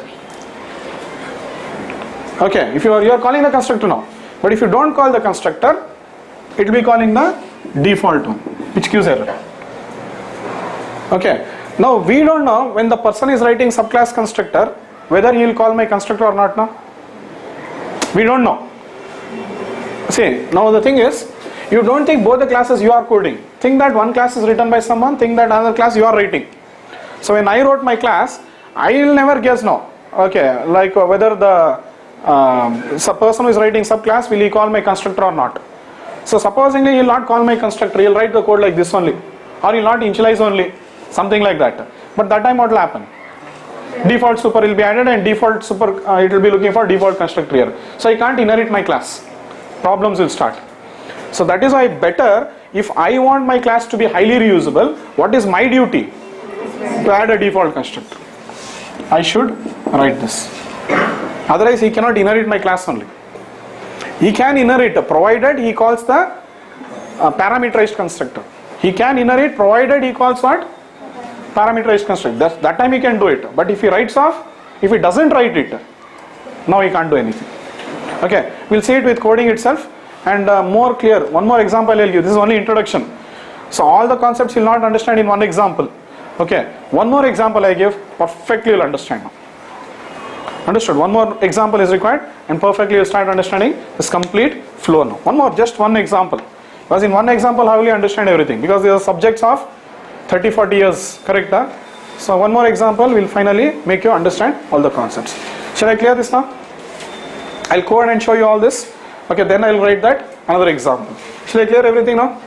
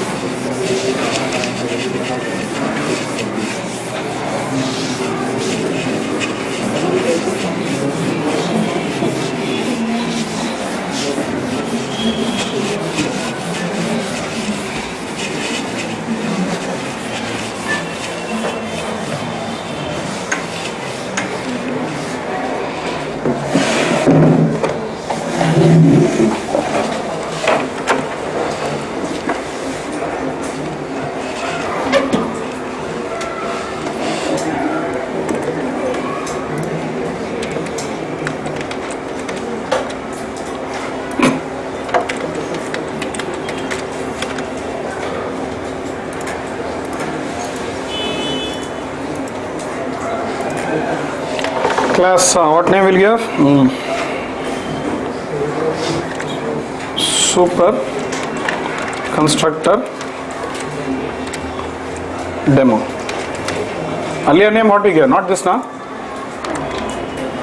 Okay.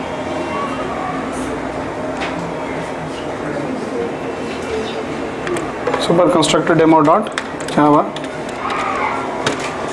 You see, we had got that previous. Okay, I'll just start off by writing like this.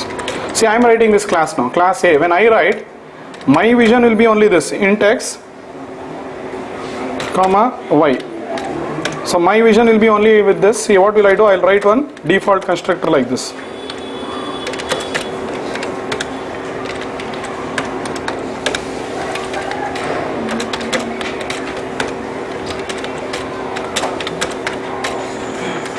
If I want, I'll write void show xy. You can print the value of x and ys.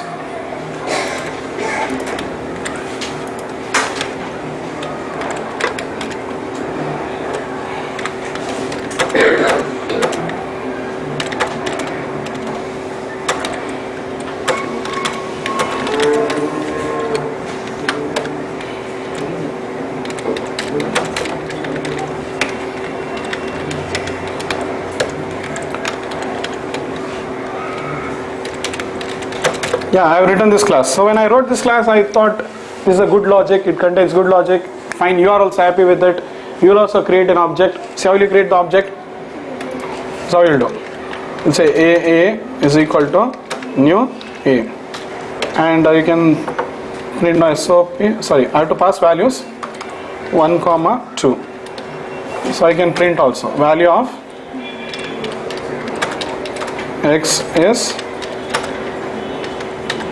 plus x. Similarly, you can print what? Value of a dot x, correct?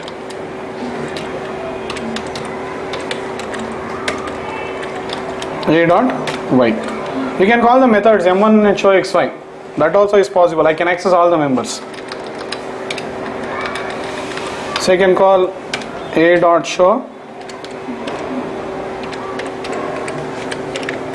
xy a dot m1. So all these things are perfect. Only one loophole in my class. What? Encapsulation. Anybody can modify it now. See this: a dot x is equal to 5, a dot y is equal to 6. Values are overwritten now.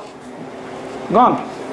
So the purpose of vision encapsulation is defeated now. So Java supports it. So for doing that, that is when I'll make my member as what? Private. Now see, restricted access to which one? X and y. Restricted. So I cannot print like this. Yes or no? Where's the question of printing? There's no question of accessing only. It will give me error. And even if I try to modify it, not possible. So what will I do now?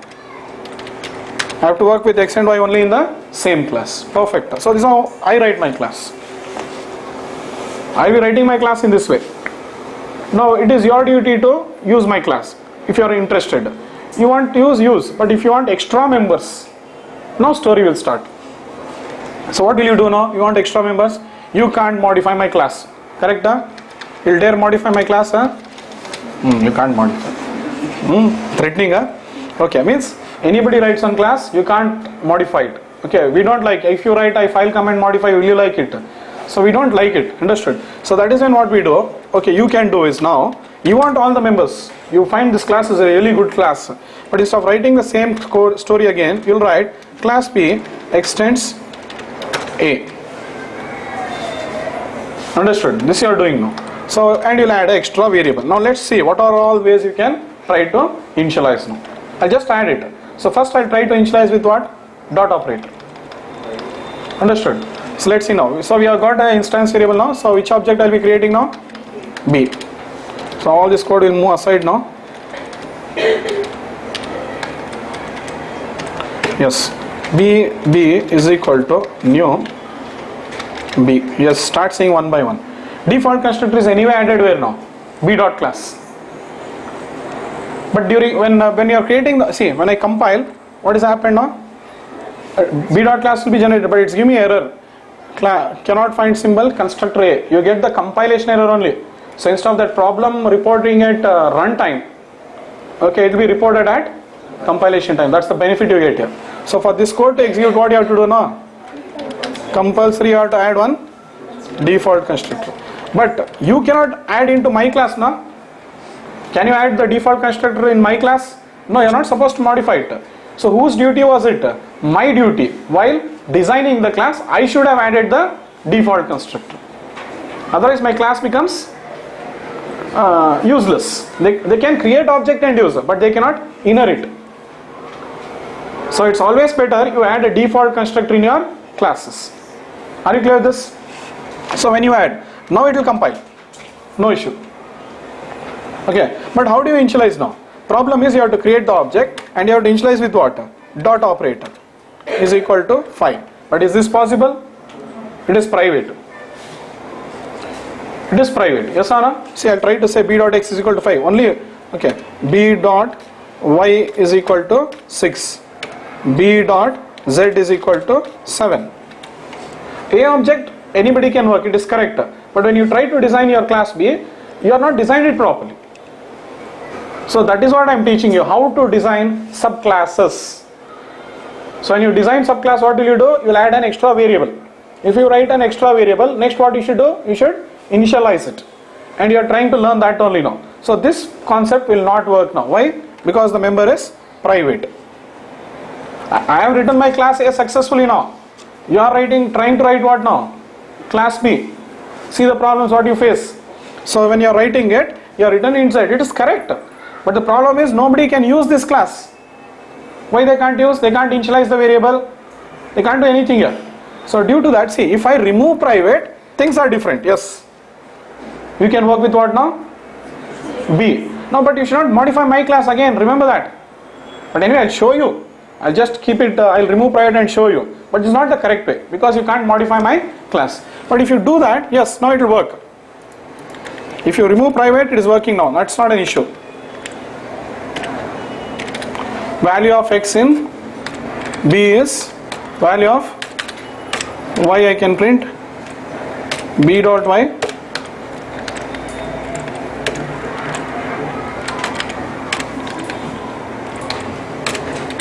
done now. Perfect now. Because I removed private, it's okay now. I can access and initialize also, or I can print also. That is secondary. I can do anything. Once you can access, you can do anything. Okay. So now see. Perfect. And you can print also. It will print. Are you following now? But the problem is you can't remove private here. Because it is my class. Okay. Anyway, let's continue without private only. Let's see all the ways now. So in case if it is not private, now see, now next you can do this way. See, remember, do not forget the point that you are writing the subclass. So concentrate on how you are writing the subclass now. You added a variable. If you add a variable, it is your duty to initialize the values now. So how will you initialize now? So you will bring now int p. I am taking a different variable. Okay, but this is not recommended because you will get confused. We have to create conflicts there. Okay, first I will write it without conflicts. So just see int r. Done. So why did I get 3 values here? Because when you create B object, how many values you should initialize there? 3. That's why I'm having a constructor with 3 parameters. So you should know how to write subclass constructor. How many parameters you should have? What is the data type of the parameter? 2 means I'm having all of type int because above also there are 2 int. In B also there is 1 int. So you should know how many parameters, what type of parameter, what name, all that you should know now. Type is correct. Okay, how many is correct, but name, yes, you have given a different name like PQR, which should not be done, but you will get the output. See, getting output is different and logically writing a subclass perfectly is different. Understood? Getting an output is different from logically writing a perfect subclass. So we are learning how to write perfect subclasses. We have learned how to write perfect class. Now we are learning how to write perfect subclass. So see this. So what happens? So I can do this. Right now it is possible. How will I write? X is equal to P, Y is equal to Q, Z is equal to R. Right now there is no conflict, no? Right now there is no conflict between what? Superclass instance variables and Local also, subclass instance variable also. No conflict anywhere. So now you might think, I'll write the code like this. It is correct. See, you are writing a subclass, but you are not writing it correctly. Means output you'll get. But see now, your parameters are what? P, Q, R. But one more mistake. Why? Because too many variables are there, we'll get confused now. If there are 3 instance variables, it's clear now. P value will be given to Q. P will be given to X, Q value will be given to Y and all that. But if there are 20 variables, what will you do? Full confusion. That's when we have to create conflicts. So I'll do that later. But I'm telling you, this works now. How will it works? BB is equal to new B, 5, 6, 7. And you don't have to initialize do the initialization like this. But still encapsulation I'm not talking. You can still access and modify it. I'll give security now. We have seen how to give security to class, members of class. I have to teach you how to give security to members of subclass also. That I'll come back. But just see how we are initializing the instance variables and writing subclass constructors. Semicolon. Always your favorite error only will come. And you are so fast in that, man. It is amazing. Okay. So now what happens? Value of X is 5, 6, 7. So now how it is printing? I initialized with 5, 6, 7. Everything done. So here we are accessing. But the thing is, see, now by chance, if these were private, what would happen? Once again, I'll come to private later. See, if I don't write the default constructor, here also error. If I don't have the default, here also it is error. Why? When you compile, one default super will be added there. And default super will look for what? Default constructor in superclass. But that error is one, luckily it has been reported during compilation time rather than runtime. During execution it tries to find it is not there, then what will happen? So most of the problems like this, they bring it to compilation time. So you add it. Now it will work. Okay, but default super has been added. So definitely if you want, you check this. I'll put on SOP here. Inside a first constructor.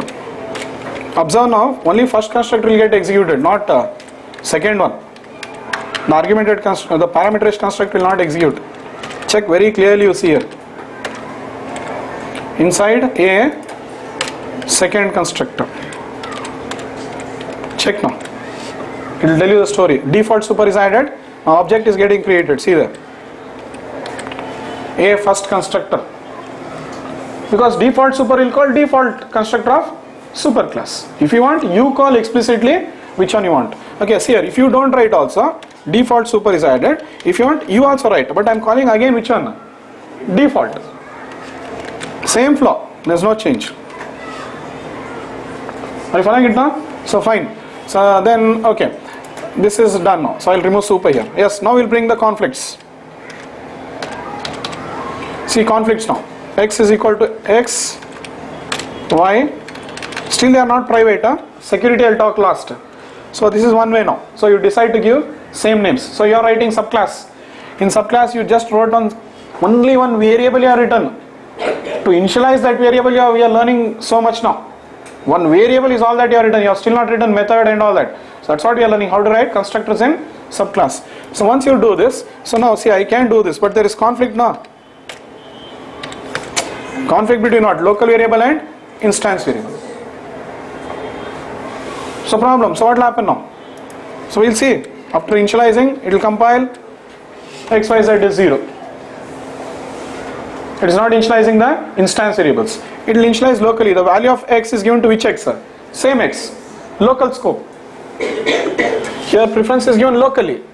X means right side is value. It has to give it to another x. But which x it will take? Same x. But if you want to work now, what should I do? Yes, you have to resolve now. Can I use this keyword here? No. Super dot x is equal to x. Because we want to work with variable of superclass. And here I'll use this dot z is equal to z. Now it is correct. Now again you'll get the correct output. So you're writing correctly. So you have written a subclass, you have written an extra variable, you have written the constructor, you are initializing it perfectly, you are doing everything, agreed. But the problem is you are accessing my variable and initializing, which is a wrong thing. One means see, you are accessing and initializing now. One problem is what? You are not reusing my logic. Why are you not using my logic? I have written some logic now. You are writing subclass. Subclass also can use the logic of what? Superclass. You can reuse. So instead of doing this, what you do now? Write super with x comma y. Perfect now. So what are you trying to do now? Reusing. So you are telling it is reusing, but technically we call this as constructor chaining. Okay, why will one constructor call another constructor? To reuse the initialization logic. One constructor is chaining is always done for reusing. What is constructor chaining first of all? Constructor chaining is nothing but one constructor invoking another constructor. It might be in same class or it might be in different class. That what is constructor chaining means? One constructor invoking another constructor. Now constructors can be in same class or different class, that is secondary. But chaining means one constructor invoking another constructor. That is chaining. Why do you do it? To reuse the initialization logic. Understood? To reuse initialization logic, you will start calling the constructor. So now you are calling it. Same thing you are doing. No change. Okay, but you are now which constructor will be called? Not the first one. There are two constructors. Okay, but only the second one will be called, because we are sending arguments. This is perfect now. So you are reusing now. So this is how you are writing a subclass. Are you following now? How to write subclasses? Okay, according to inheritance means what? Class B extends over inheritance. I know inheritance will tell. But you should not study inheritance like that. You have to study how to write subclass data types. Understood now? It's a very powerful one. See this now. Everything works perfectly. But which constructor got executed? Second constructor this time. Not the first one. Because we are calling super explicitly. Are you following now? So now here x, y, z are what? Parameters. These x, y are what? Arguments. Again here what? These are also parameters. You can give the same name. No problem. See, these are arguments. These are parameters. Now these are instance variables. So this arguments got converted. See, parameters got converted to argument means they are now called as arguments because you are sending. This x is different from which x? This x. It's a different copy. And with the help of this x, you are giving it to the instance variables. I could have used everywhere different variable names. What? Here xy, here pq. Then here I could have written what? I, j, k. What would happen now? So here creating conflicts becomes more correct. Understood? So this is how it works. I just write without conflicts also I'll write and show you now. You will only tell me. You will better create conflicts and start doing the initialization like this. So anyway, super was added now. So now here it is optional to add super. If you want you can write super, or if you want you can access and do it. Okay, but why did we do this? To reuse. Here it is reusing, but sometimes it becomes mandatory. When it is private, you have to do it like that. You can't do it in what way? By calling the constructor only you have to do. See this, it will work. But you are accessing it here. Where you are accessing? This will not work. Now we are seeing how to provide security. Security means what? My members are private. Your members also will make what now? Private. Now what I will do is, I will write only M1 method. I will remove show xy this time being. So there is one method now called as M1. What is M1 method doing? Prints the value of x and y. Now what will I do? In subclass I will write one more method. So slowly I am starting, but I am not saying it is over. We are learning how to write constructors in subclass. Sorry, methods in subclass. But that's a different topic. Right now my focus is what? Constructor only. Okay, but just I am introducing. You also write methods in subclass. Okay, how to write methods? Same story will continue. Void M2. So here what will you print? Value of z is. Correct? Huh? Plus what?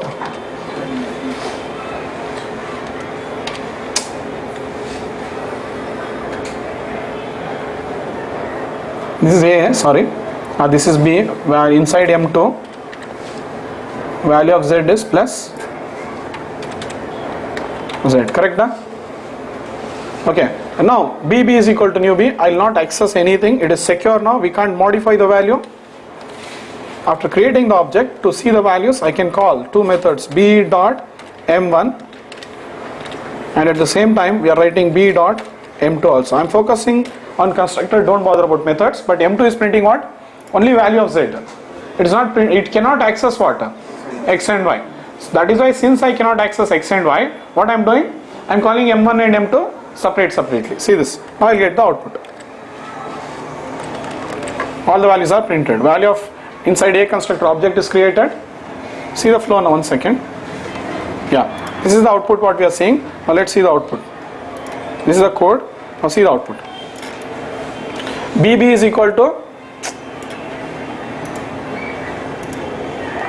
so this is the code. BB is equal to new B. So a second constructor gets executed, then B constructor also is executed. Not put SOP. If you want to put on SOP, where? In B also. Okay, but fine. Now inside, and I call M1 inside M1 and it prints X and Y. And now it's printing, when you call M2 here, it's printing inside M2 the value of this one. So you can work with A object now. A is equal to new A dot M1 will execute which one? X and Y. But now see, why do you want to call both the methods with B, M, which one? If you are interested, you can call M1 here only, no? Where will you call it? You can call it here only. Why? If you call M2, M2 will call M1. That's it. Just introducing you outright methods in subclass. Sometimes the methods also want to use logic present in superclass. Yesterday we were getting doubt. Why should one method call method of superclass? So that is called for reusing some logic, not initialization logic, some other business logic. Okay, so you can do it. So how will I do it now? So no need of calling what? If you create, say, if you create B object now, just call M2 over. M2 only will call M1. M2 is calling M1. M1 is not private now. Full security now. You start working like this. Okay, are you clear with this? Okay, now if supposingly I create A object, A is equal to new A dot M1, sorry, and I'll send the values like 10 and 20.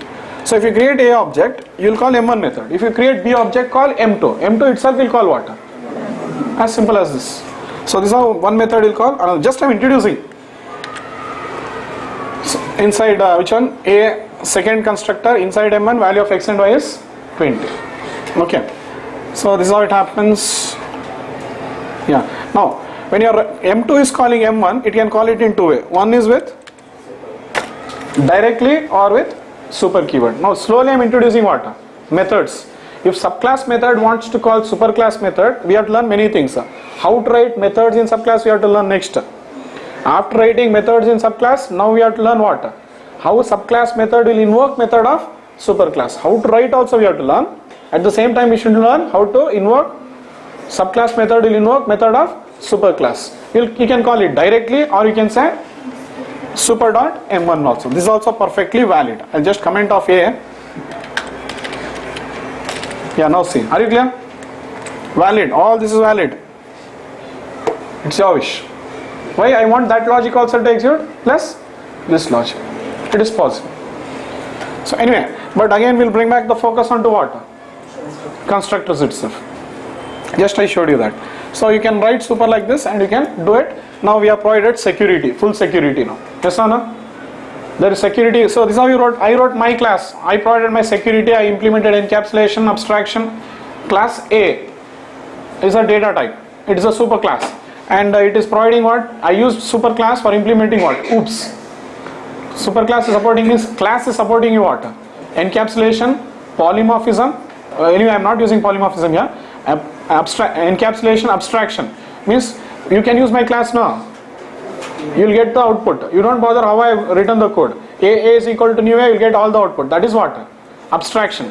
Abstraction means unclear. So to achieve abstraction, what data type did I use? Class. To achieve encapsulation, what data type I used? Encapsulation, class. To achieve inheritance, what data type I used? Class. Class means my class you inherited. So both classes will come here. So we can implement oops using class. And you can implement oops using subclass also. In subclass also what we are doing now? Encapsulation. Inheritance. Then what? Abstraction. B is equal to new B. B dot M2 I am getting output now. Why should I bother what code you have written inside? So subclass data type is also used for what? Implementing OOPS. Understood? So all the 4 data types you can use it for implementing OOPS. Such big subject OOPS is. Understood? OOPS is not as easy you are thinking. Theoretically it is fine, but here all the data types, 4 data types have been supported to implement OOPS. But next question will definitely come. Okay, why did Java give 4 data types to implement OOPS? Yes sir? So you tell now. See, the scenarios actually are important. Okay, sometimes you want to write a fully new logic. That time use class data type for implementing OOPS. Sometimes you want to modify some code. That time use subclass data type for implementing OOPS. And this is how you have to explain in the interview. What is the difference between class and subclass? You will tell what? Class is superclass, subclass is subclass. Over. What is there? Such a silly question. This interviewer does not have any better work. Correct? Huh? So he's got experience of 7 years. For such person, if you give such kind of answer, hardly you will see your face for 1 minute also. He'll say, I'll get back to you, please go. What will you think? You're selected. It will not happen. So I'll give you these differences. So I'll be later on talking. First I'm talking about how to write subclasses, how to write variable there, how to write constructors there, how to write methods, all that I'll teach. Then we'll discuss when to write classes, when to write subclasses. It's a big topic. I have to give you the questions for, means give you answers for all the questions. Why, when, what, where, how. So many questions have to be answered. But topic started with inheritance. But you can see how the subject is opening up now. Understood? So Java supports inheritance in a very elegant manner. That's what finally we are seeing now. Whatever problems are there in inheritance, Java is giving you brilliant support to this. It's a refined language, fully refined. Okay, whatever problems were there in other object-oriented languages has been overcome and resolved here beautifully. Understood? So now we'll go back to our class box and we'll implement the same logic there. Okay, there we'll start seeing again technically how you write superclasses and subclasses. Okay, it is just starting up, the issue is opening up now slowly. Okay, so just let's see now. So now see, there is one class called as box. Now you will only understand. I don't have to explain you anything more in detail. Class box is there. It is having 3 instance variables. Somebody is writing this class. So they will have their constructors.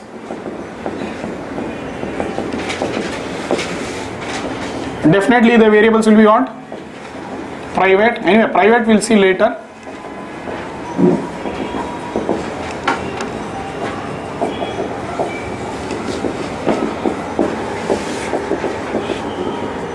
See, wherever there is conflict, you resolve the conflicts like this.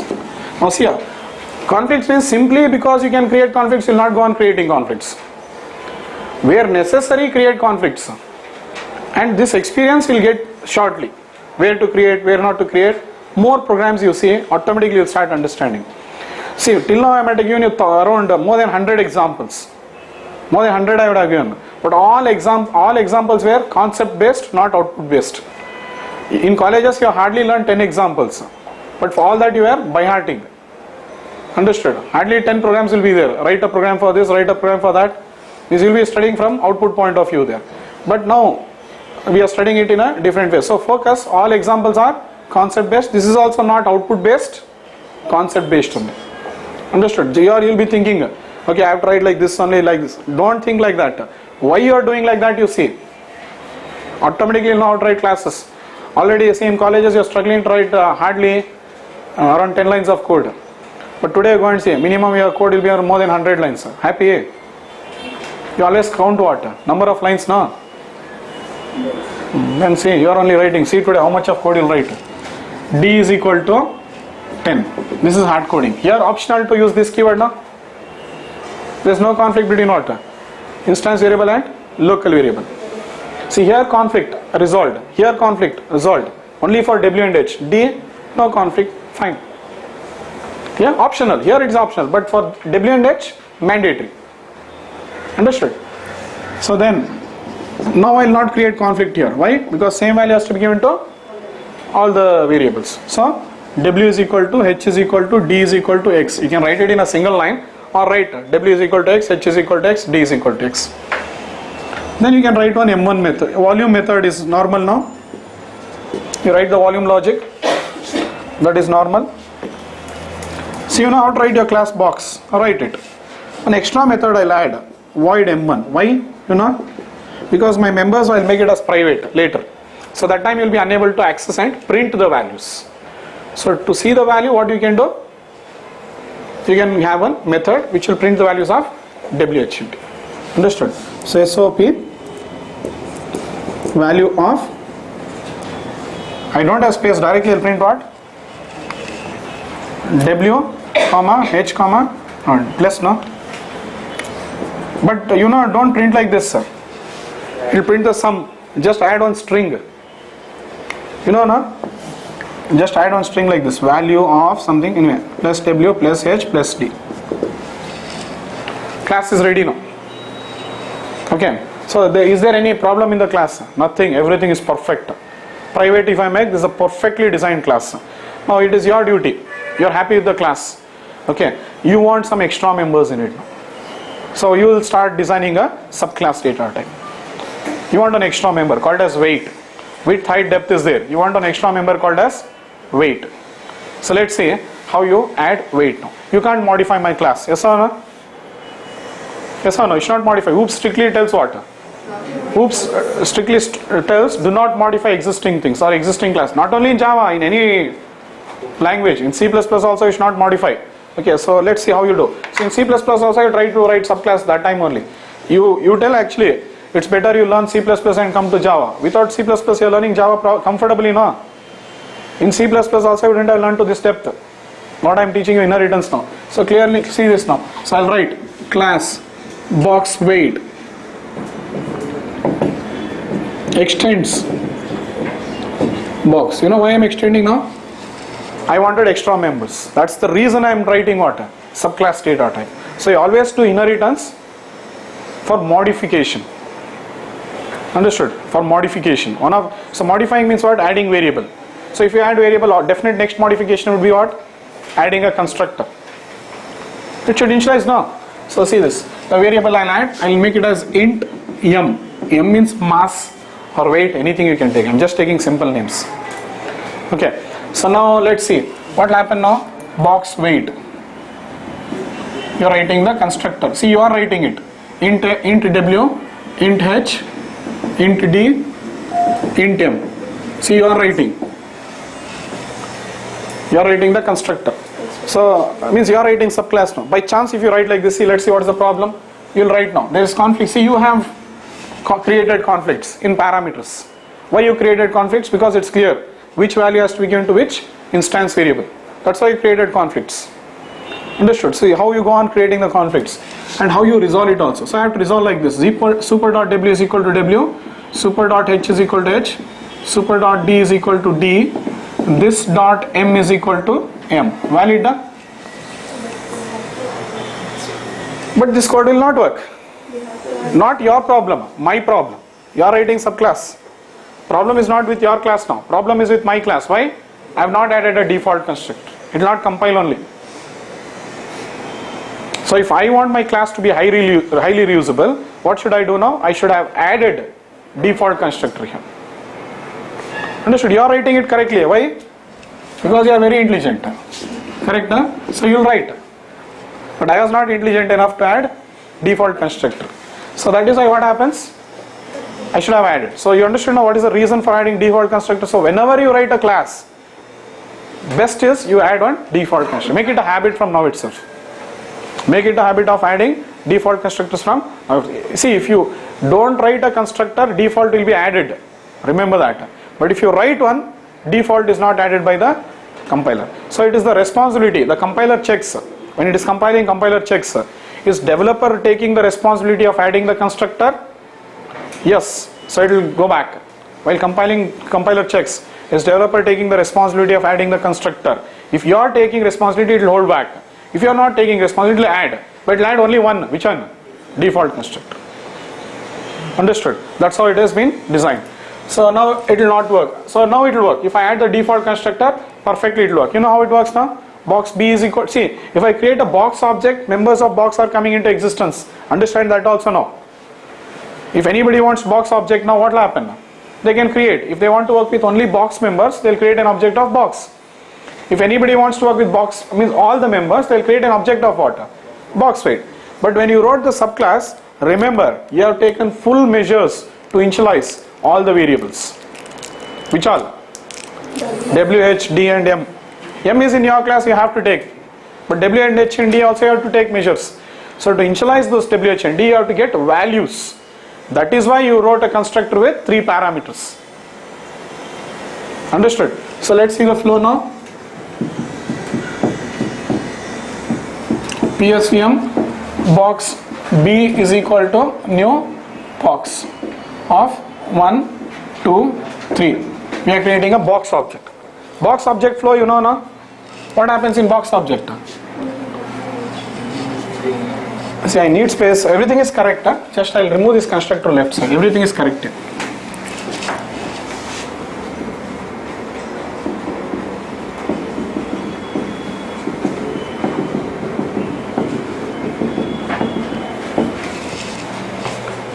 So one memory gets allocated like this for box. See, whether you create box object or box weight object, it's your wish. It depends on how much of code you want to bring into existence. Okay, both are correct, but I'm just showing you how to create the box object. And you're very comfortable in box object. There's no problem with this.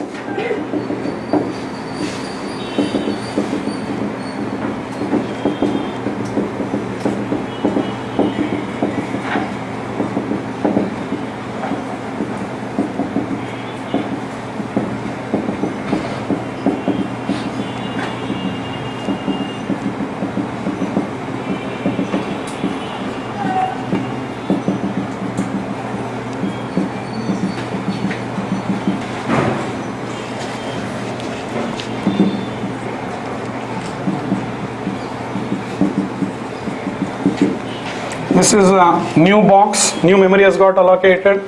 Among all the constructors, which one gets executed?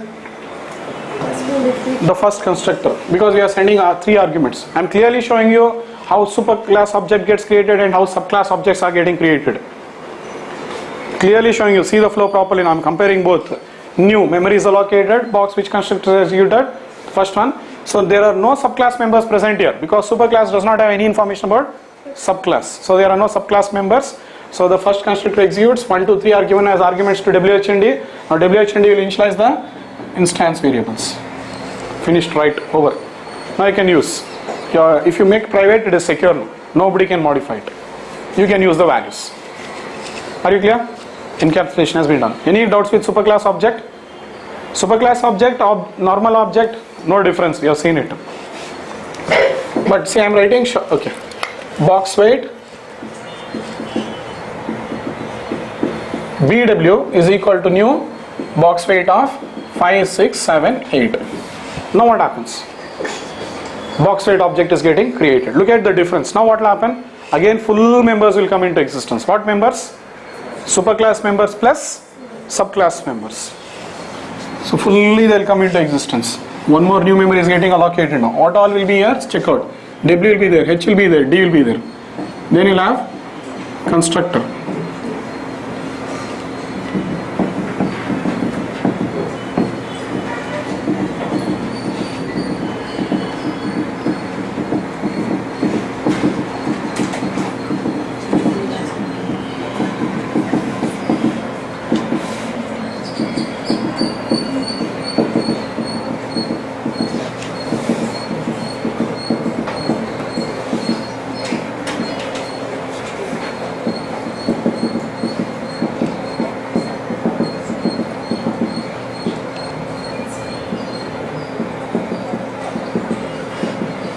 What are the members? M is there, box weight, constructor, int W, int H, int D, int M. So what are you doing? Super dot W is equal to W, super dot H is equal to H, super dot D is equal to D, this dot M is equal to M. Perfect now? So new memory got allocated for completely box weight. See, among 1, 2, 3, 4 constructors are present in subclass object, but among them which one is getting executed? the one in subclass. The two with 4 parameters, values are given. So now you are initializing by accessing it. Understood? So in WH will be initialized to 5, 6, 7. M will be initialized to 8. You have resolved the conflict. Everything is perfect. The only one thing is you are writing the same logic again. That is one problem. Okay, you should avoid writing. Or one more thing is, if you see from the other side, if you had made your member as private, this would have not been possible. If you make member as private, it is compulsory to use what? Call superclass constructor. It is compulsory to, you have to call superclass constructor if you make it as private. If they are not private, you can access it and do it, but you are actually writing the same logic again. So fine. So that's the reason. What will you do now? You can remove it and call super of WHD. Flow is again the same. Little change. New memory is allocated. Values are given to subclass constructor. Subclass constructor will invoke the superclass constructor. But how it is invoking? With the help of super keyword. Okay, we are sending 3 arguments. Among the 3 arguments, which one gets executed? The first one. Because we are sending 3 arguments. So the parameterized constructor with 3 gets executed. Understood? And WHND is initialized to 5, 6, 7. One statement is still pending here. It's like method calling. M1 calls M2. Same. This constructor called that one. Now some statements are pending here. It will initialize it. Understood now? Are you clear? Okay. Now, see, when you are writing a subclass, this is how you can write now. This is, you could have done this, but we prefer to do it in this particular way. And you can print and see if you want to. You can print. See, one more thing. Generally, see, we make it as private. I know that. I'm not saying no. But while you're programming now, try to avoid using private, because you want to see the values. If they are private now, you can't access and see the values, because see, you want to print now. You can call b.m1. It will print. But more than that, this is more comfortable. b.w. Okay. b.h. You want to see now. b.w, b.h, b.d. So it will be easy. So for that particular reason, remove private. Only to see what? Output. Okay. So it will be easy for you to work. Same way you can print what? bw.w, bw.h, bw.d, m. All members you can print. Done now? So here it will print 1, 2, 3. Here it will print 5, 6, 7, 8. As simple as this. So we are learning how to write subclass constructor. Now, again, see, we can overload. Next point now. We can overload constructors in subclass also. We learned only how to write. Next question will be obvious. Can I overload constructors in subclass? Yes, you can overload. Understood? When you can overload constructors here, why can't you overload here? And you can overload it in class data type. Why can't you overload it in subclass data type? There is no restriction. So now you can overload. Now see, all becomes easy. Once you get the basics right, int w, int h, int m. Sorry, space is required.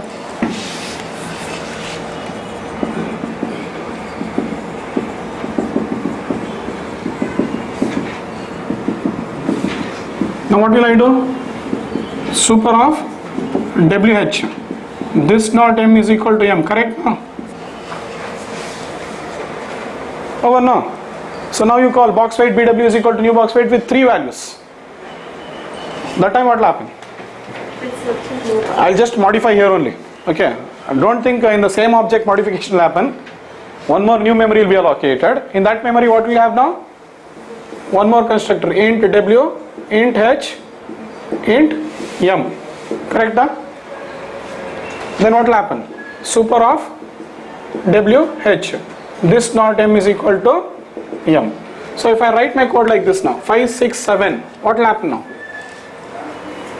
3 values I am sending. Full memory is allocated. Understood? So you can create an object by calling any constructor. That's your wish now. So it will be, but among these 2 constructors, they are totally fine now. 3 in superclass, 2 in subclass. But among all, the one in subclass with 3 parameters gets executed, because I am sending 3 arguments. So what will the this particular constructor do? Invokes the constructor of superclass. But which one? The second constructor of class B. Why? Because I am sending only 2 arguments. So it will initialize W, H and D. But W and H and were initialized with no, W and H were initialized with 5 and 6. D was hard coded. W and H will be initialized with 5 and 6. D will be initialized with 10 because we are not giving any value. It will come back and initialize M with what? 7. Over now. As simple as this. So you can overload. Why you overload? Because sometimes one subclass constructor has to invoke a different superclass constructor. You can overload. Okay, more. One more I will write. You can overload any number, man. Box weight. Int X now I will take. And int M. Now I will not create conflict. I will say super of X. This dot M is equal to M. Valid? So now if you say box weight BW is equal to new box weight of 10, what will happen? It's ending only 10 and 20, two values. One more new memory will be allocated fully. So it will be having how many constructors now? X and M. Super of, getting it now, what is happening? X and M. I am not writing int X, int M, but understand. Int X, int M. Super of what will I say? X. This dot M is equal to M. So you are sending 10 and 20. Third construct, new memory gets allocated. So then the third constructor executes the third constructor of superclass because you are sending only one. So X value is given to what? WH and D, same value. What it is? 10, 10, 10. Comes back and initializes what? M to 20. M value is 20, I have sent 10 and 20 here. Clear na? So we can overload. First you should learn how to write a constructor in subclass. Then you should learn how to write overloading. But look, every constructor of subclass is taking full measures to initialize what? All the 4 variables. You call either this, you call either this, or you call either this. Whichever one you call, it's initializing all the 4 variables now. So when you write subclasses, you should see to that the instance variable of superclass also plus instance variable of subclass is initialized. How you do it is your approach. But you should take full measures to initialize all the instance variables of superclass plus subclass. Means WH and D plus M should be initialized. Do whatever you want. Understood? So this is how it works. I'll give more examples. This is still one more example I've given. More clear examples I'll give. And later on if you want you can write M2 method. Because in case, why I'm writing M2 is, in case you make the methods as private, variables as private, you can't access it. That time you can call BW dot M2. M2 will call which one? M1. That's optional now. So SOP inside M2. Now look, when you're calling the method of superclass, I can call it in second line. Notice, constructor should be first. And why constructor should be first, I have still to tell you. Just wait. Okay. So, but methods can be called in any line. Why? Because if you want to use the logic, else leave it now. But initialization logic is not like that. You have to use it. And that should be in the first line only. Okay. Super dot M1 also you can call, or only M1 also you can call. It's optional. Clear? Now, one more modification.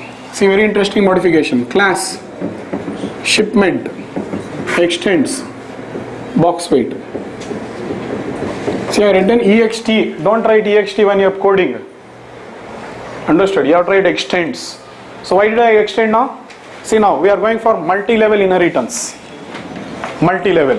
Why should I do multi-level inheritance? That's the next question now.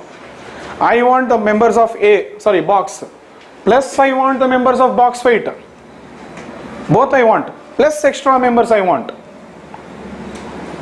Are you following now? So this is how modification will go on. Okay, scenario is what? There is A, B. Now there is one more class. I want, see, I am happy with both the classes.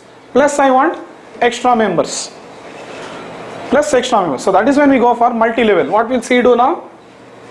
Extends B. Understood? So I am just explaining you simple. Now I am moving to multi-level. Later on I will move to what? Hierarchical. Means A is there, B, C, D, that story later. So right now I am teaching you this story, why it happens. So don't ask me questions on which one. This one I am already telling you. Are sir, I will do that sir, why this sir, don't ask. I am now moving from simple to multi-level. Understood? I will cover everything, only you don't have patience. Sir. Understood? So are you clear with this? So why do you do multi-level now? Because I want A members also plus B members plus extra members. So that is when we do multi-level. So yes, how will you do now? Class shipment extends box weight.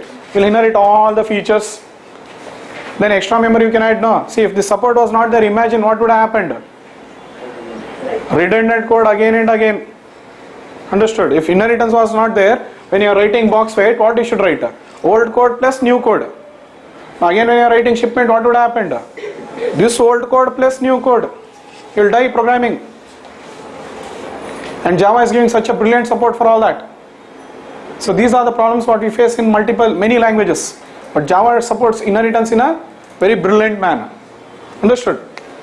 So int cost I'll add. Shipment, you want to ship the box. So I'll write int C. One more extra variable. Now if you write a variable, obviously what you have to write now? Constructor there also. So like this, we'll start off chaining now. Okay. So see this, I'll write on shipment, one more constructor. Now the constructor of shipment should initialize how many variables? 5. 3 of class box, 1 of box weight, 1 of shipment itself. So let's see now. Shipment, int W, int H, int D, int M, int C, 5. See W, H, D, M, C. 5 parameters. How will you initialize? So you could have initialized super.w is equal to w, super.h is equal to h, super.d is equal to d, super.m is equal to m, super.c is equal to c. All that is correct. This dot c is equal to c. All that is correct. But we prefer using what? Reusing the logic. Super of wh and d over. See, this is also correct. See, super of wh and d, this is what we do. This dot c is equal to c. This is ideal. Other way would have been what? Super dot w is equal to w, super dot h is equal to h, super dot d is equal to d, super dot m is equal to m, this dot c is equal to c. Understood? This is also possible, but we don't do it because we are rewriting same logic again and again. Why you want to rewrite? While rewriting, one is redundancy, second thing is you might make mistakes also. Understood? So do not rewrite, just reuse. Correct now? You want to use a phone or invent a phone? Use phone, no? Use.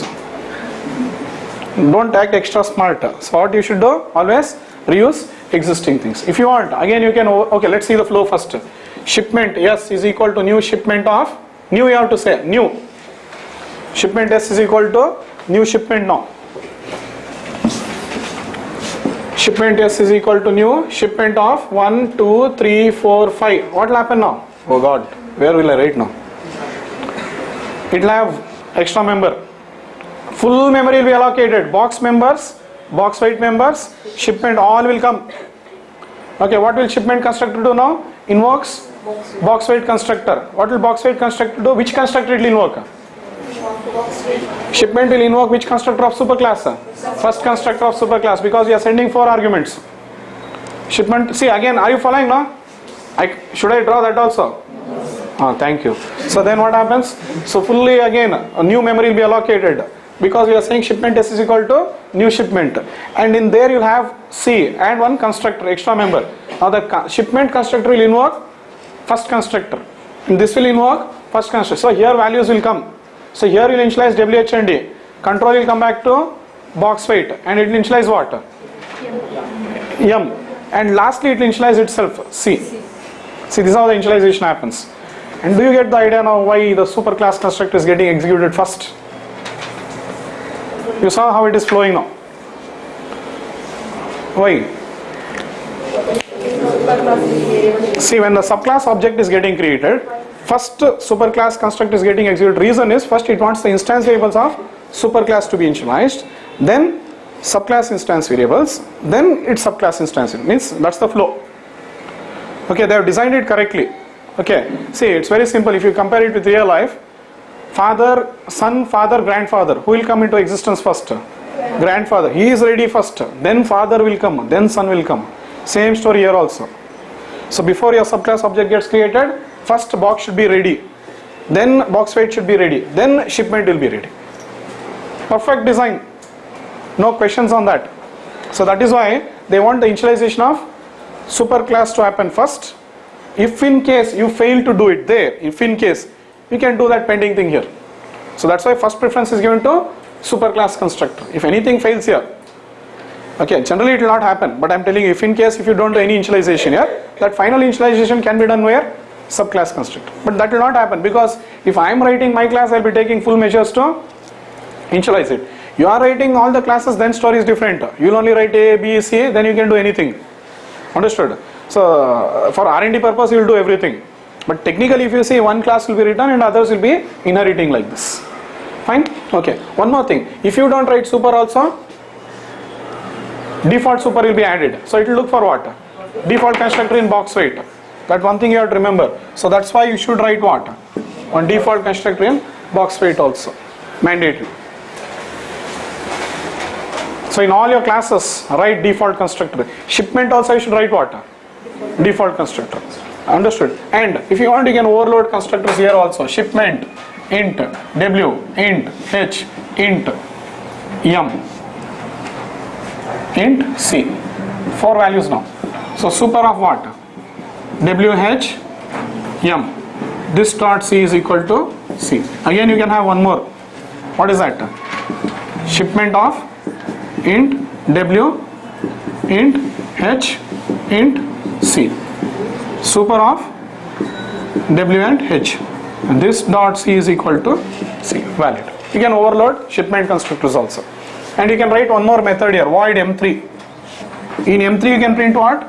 SOP value of c is plus c. Cost is. And you can call m2. M3, so when you create shipment object, don't call s.m1, s.m2, s.m3. If you want, you can call it. If you want, you can call three methods. When you create shipment object, you can call, you should print all the 3 methods now. Why you'll print all the 3 methods? Why you'll execute all the 3 methods? To see the values. If they are private, you have to do it. But instead of that, what you do? In M3 you call M2, M2 will automatically call M1. So after creating the shipment object, simply call M3. M3 only will call M2, M2 only will call M1. That is reusability. That is method. That is method reusability. Method reusability will come later. I'm right now focusing more on constructor reusability. Understood? Right now I'm focusing more on constructor reusability. Methods will come. I'm not telling you method is over. That's the next topic. We have to see super with methods now. When I teach you there, I'll be explaining you that. Yeah? So this is how you write which one? Subclasses. So when you are writing subclass, you should know how to write variables. And if you write a variable, how to write constructors also. Clear with this? Okay. Shall I clear all this example now? Do you want me to type and show this? Okay. Yes. What's your doubt? Sir, if I again have W, H and G variables in box weight class, then that like super variable. My question is, again he wants to have variables where now? In W, H and D. I told you, conflicts you can create any number. You should not create. No, don't create. Huh? That super library. You are having W, H and D here. Super will look where, man? It look at this place. Super will look at this place. If I say super here, super will means if I use super here, it look into immediate superclass. I'll be giving you examples on multi-level. I told you there's one question pending. A, B, C, D. I is there in A also, I is there in B also, I is there in C also, I is there in D also. I'll resolve that problem. That many conflicts. But we should not create. Since you get doubts, obviously, because you are engineers, have to clear it. I'm the only bakra now for you. Yes or no? Sir, idhar ked, ella ked. Yak bidtiya. Correct, na? No, kedi, parayil. So any questions here? I'll come to that question. Okay, in case if you are having too many conflicts, all the line, down the line, A also conflict, B, A conflict, B conflict, C conflict, D, because we are entering multi-level now. When we enter multi-level, obviously those questions have to come. I'll give those answers, and that is the next example I'm already moving. Even if you are not asked that question, that's the next example. Because when I give an example, I know next what is your doubt. Understood? When I give an example, next doubt I know. So that's why for that another example will be already ready. That is what we are seeing now. Yeah? Shall I clear this? So we'll be seeing conflict now. Where in multi-level? Here any other doubts? Understood how to write subclasses? Can you code? Can you code? You're excellent engineers, sir. Code now. How much percent you got? Now show your percentage. Understood all this now? Writing methods pending. I'm focusing on constructors. Variables and constructors. See, today also I'll show you conflicts, but more conflicts I'll create in next class. More conflicts. Reason is, if I show so many conflicts, whatever I taught you today will be waste. Finally it will be conflicted and you will not understand anything. Okay, so that many conflicts will not create. Fact is that what I've taught is perfect. Code this, become perfect. Okay, once you become perfect with this, I can create any number of conflicts. You will understand that time. So coding is mandatory for what? Next class. Otherwise full conflicts for you. If you don't code this class, next class will be full. Here conflict I'll create, I'll resolve. For you it will be always conflicting only. Understood?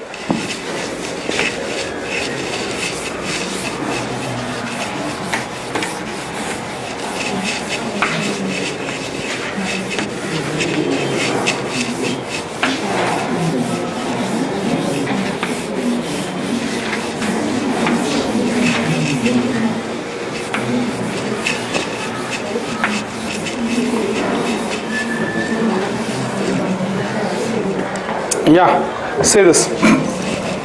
We'll come to conflicts between two classes now. Class A is there. It is having int type. So obviously, see, it has to have a constructor. Yes or no? You agree or not? You agree or not? It has to have a constructor. Okay. So, and you'll also print this dot I is equal to I. And you'll also have an M1 method, obviously, to use it. SOP, value of I in A is plus I.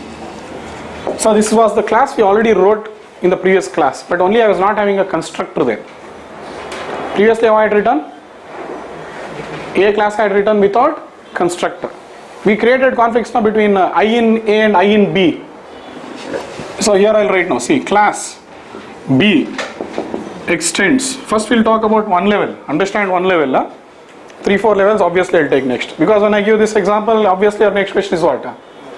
What about C extends B now? I know the question, because why? I am setting the example. So hold back for that question. Now see, int I, conflicted. I can create conflicts. So this example I am showing you for the purpose of creating conflicts. Okay, technically we will not create so many conflicts by writing a program. Why we don't create now? See, because in companies what happens, it's not that one person will be working on a project. Many people will be working on a project. I'll create so many conflicts and leave the company. The next person who comes and sits there will not understand my code. Understood? So always, whether you are there or not there, others should be able to understand your code. Anybody looks into your code, you are not writing rocket science code there, where other person should not understand. Because one project will be coded by a team. So if you start using too many extra brains and create conflicts like this and code, what will happen? Others will not follow it and they'll say, code properly. They'll not tell you are intelligent. Understood? They'll tell you better code properly, others have to understand. So this is the answer what you'll get in company. Okay, but since you are having doubts on conflicts, I am writing it. Are you clear? But don't create it. You saw the previous example, how clearly I wrote box what it has, box weight what it has, shipment what it has, where we created conflicts, where not we created conflicts. That's how we code. Are you clear? So fine. So for the purpose of demo I am giving it. Fine. See now, int x, int y. Here I am not creating conflicts with local variables, only superclass and subclass first we'll see. So how to initialize? We were doing it like this earlier. How are you doing the initialization? If this constructor is not there, timing I'll remove the constructor. We had seen this example. How are you doing the initialization? See, I is equal to, I is equal to x, super dot I is equal to y. This was the example you had seen now. This is how you initialize. One second, I'll come back again, 1 second, wait. Okay, 1 second. I'll go step by step. Class A is there, int I is there. It's having one method, leave that method, don't bother. Now class B is extending A. It is also one more subclass, it wants extra member. Why am I writing class B? To modify class A. Modification is nothing but adding an extra variable. But I decided to add an extra variable with the same name. If you add it, let's see how you initialize. Without constructor now. First we'll try with dot operator and check whether it is possible or not. Without constructor, let's check whether it is possible or not. Without constructor I'm talking now. So class demo. So PSVM, see, A is equal to new A. We have seen this example already yesterday.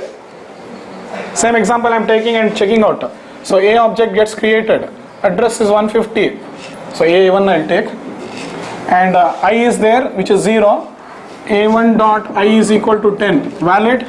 It is initialized to 10. If you want, I'm working with A object. A1 dot show or M1. It will execute. No issues. Okay. A2 is equal to new A. Which object we are creating now?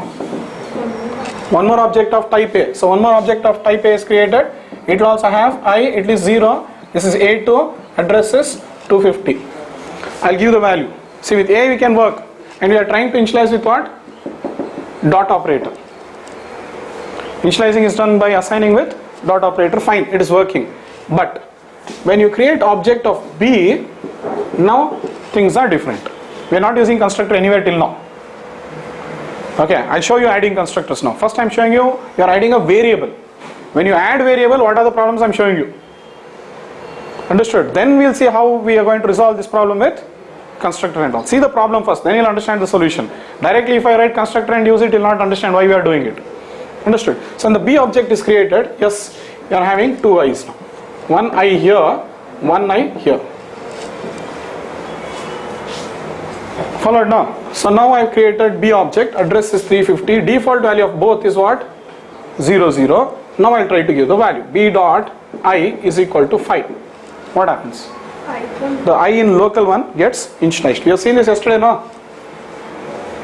How do you initialize the other I? Not possible. If there is no conflict, supposingly if this is J, supposingly, then everything would have been fine. B dot I is equal to 5. Now I will be initialized to 5. B dot J is equal to 6. Fine. Now J will be initialized to 6. No conflict. If there is no conflict. So when you are writing a subclass, you can write a variable in subclass. And you can create conflict or you might not create. If you create, problems will start like this. If you don't create, you can work normally. Now whether to create conflict or not, that will decide later. But if a conflict is there, this is the problem now. So you can never work now. So to work with that, what I have to do? Go to the same class and use super keyword. Yes or no? So how will I initialize now? I can do it with help of method or I can do it with help of constructor. So dot operator is ruled out now. So we'll go with what? Methods. I'll go with first method. So I'll write void fun int x int y. So I'll write I. So there is conflict now. Int I. So I is equal to x, super dot I is equal to y, correct? Huh? Now when you say BB is equal to B, internally what has happened? One more thing. Default constructor is added in B, yes or no? Default constructor is added in A, yes or no? Default super is added during runtime, yes or no? This flow will remain, it will not change. BB is equal to new B means flow will be the same now. So B constructor will be called, B constructor will call the, so I am just writing BB is equal to new B. Constructor will be called, everything will happen and everything will come into existence and fun method is also there now. So method was not executed, yes or no? Will method get executed when you create object? Huh? No. After creating the object you have to call now. So I will initialize I is equal to x, super dot I is equal to y. Understood? Now when I say B dot fun and send values 5 and 6, what will happen? I'll remove this. X, it is given to x and then y. So the value of x is given to I, local I, 5. And the value of 6 is given to 5. This is how you can initialize. But to initialize you have to access. But where did I access? In subclass. Done now? This is how you can access. But where did I access? In second line I am accessing, notice. Not in first line. So you can access variables in any line. Methods also in any line. Only constructor should be the first line. For that still more clear idea I will give in the next class. Why it should be in the first line only? Next class I will be talking more. Okay, anyway, this is done. Are you clear with this? So I can do, and if you want to print the values, what will I do? I can write on M2 method. See this. M1 I can call directly. Yes, and M2 for the value means to print the value of I in A, I'll call M1. M2 will call M1. Value of I in, or will access I in A is, how will I access? Plus super dot I. SOP value of I in B is plus I. This way also I can do. Method also I can call, or I can do like this. But object is created in the same way. Default, all the flows same. Next, will not go with constructor for initialization. Printing will keep which one? Method. Let's remove this and bring what? Constructor. So if I use a constructor, I can do the initialization. Same way I am doing. Still I am not invoking it. Why I am not invoking? Because there is no constructor present in superclass. So since there is no constructor present in superclass, what am I doing? I will initialize both here itself. So BB is equal to new B. Now when I pass the constructor values now, what will happen now? 5 and 6. It will give me error now. Why? If I don't call the superclass constructor, during runtime, super will be added. Flow is same, it will not change. Super will look for default constructor there. Is it there? No. So that's why what will happen, you will get error. If you want this code to work, it can still execute. Add a default constructor. It will execute. But here the problem is you are accessing it and initializing, which is not recommended. Which is not recommended because it might be private, or you might not. One is see here I have not written it, but definitely anybody who writes this class would have written what? Constructor. So that is when, let's see now. Means this code will work only provided you add a default one. But definitely will not write all the code like this. This will be removed now. See how will we write? Int I. This dot I is equal to I. This is the code what we will write now. Now what happens? In the constructor of subclass, see how we reuse now. Int X, int Y, super of X. Now I am calling the constructor. It should be first line. Here I am accessing the variable. Okay. Here I am accessing constructor. So this dot, okay. Here you can directly work now. I is equal to Y, you can directly tell. This also is optional because there is no conflict between local variable and instance variable. This is correct. So these many things are there. Okay. So I have finished with only 2 classes. Next class I will go with more conflicts. Multi-level I will take. How we resolve conflict. But see the flow. So A will have its own I, B will have its own I. But when you create object of B, okay, B can work with only its local I. Same problem with C also. You try it actually. What will you do now? Just I am not completing this. This I will be teaching you in the next class. But just you try it and come. Class C extends A, correct. Sorry, extends B. Class C will extend what? B. So int I, you will have a constructor now. And in this constructor, how many values will get? 3. Yes or no? Super of xy. Super of x. Understood? And you will have one method there to print. CC is equal to new C, only one I. Which one? Local. But this example I will complete in next class. Which one? With C. Obviously if I ask C, next year question will be D. That also I will finish. So I come here to learn ABCD or what? Obviously you told that only. Yes sir? So now see, let's see this. You want me to type this and show? You can type it now. Only A and B. C class I will show you next class. C you don't worry, I will only show you. A and B you work and come. So this is how you write a class and subclass.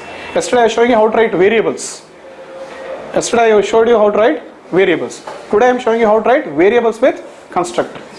So they can be conflicted, they might not be conflicted, but still all problems can be resolved comfortably here. This is the base of inheritance, man. Okay, you set this right, things will be clearer ahead. Work hard on this. Inheritance is not as easy as you are thinking. I had warned you in the first day itself. Clear? Shall I clear all this now? Some notes is there. You can just make a note of it. Okay, that's it today. So more examples we'll see in the next class. More examples I'll give. Still method and variables are not, sorry, constructor and variables are not over.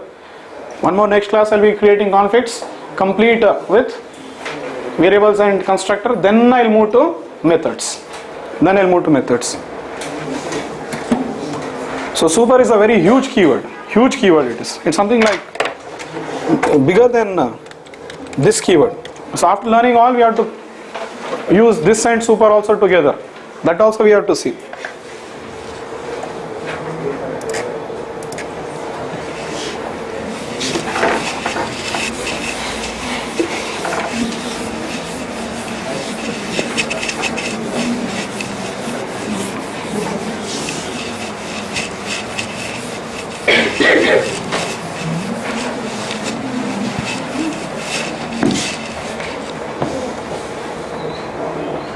Yeah, we are seeing super with what?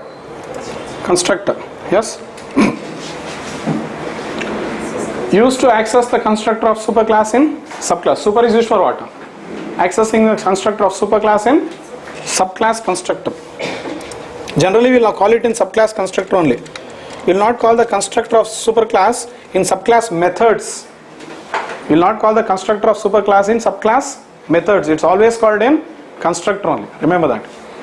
Super keyword is used for what? Constructor chaining. That's why I use.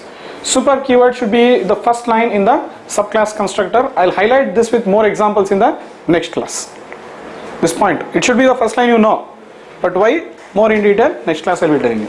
Then constructors are all executed in the order of derivation. Understood? If you say CC is equal to new C, which one will be executed first? Actually C constructor is invoked first. C will invoke B. B will invoke A. That's the flow. And A completes first, then the control will come to B. B completes next, then control will come to C. So that's what. Constructors are executed in the order of derivation. They are executed in that way. But invocation happens from what? See, there is a difference between execution and invocation. Invocation will happen from subclass to superclass. Invocation of constructors will happen from subclass to superclass. Execution will happen from superclass to execution of invocation of constructors. Invocation of constructors is from subclass to superclass. Execution of constructors is from superclass to subclass. Remember this point. So both will happen. Invocation also will happen and execution also will happen. Understood? Now first invocation will happen, then execution will complete. So constructors are executed in the order of derivation. I am only talking about execution here, not invocation. Okay, from superclass to subclass. It is designed in this way. See, I am telling you why. Because while creating a subclass object, the superclass is initialized first, then subclass, and then so on. Why they are doing it like that? Why the superclass constructor is executed first, then subclass, then next? Why they have done it? Because while creating a subclass object, the superclass has initialized first, then subclass, and so on. Again, if it has. Super can be called with arguments. If you want to invoke superclass parameterized constructors. Super can be used with arguments. Optional is there. But if you don't write super in the subclass, then a default super is added in the, sorry, I have written in dot class. Just change this. It is added in what? During runtime you make.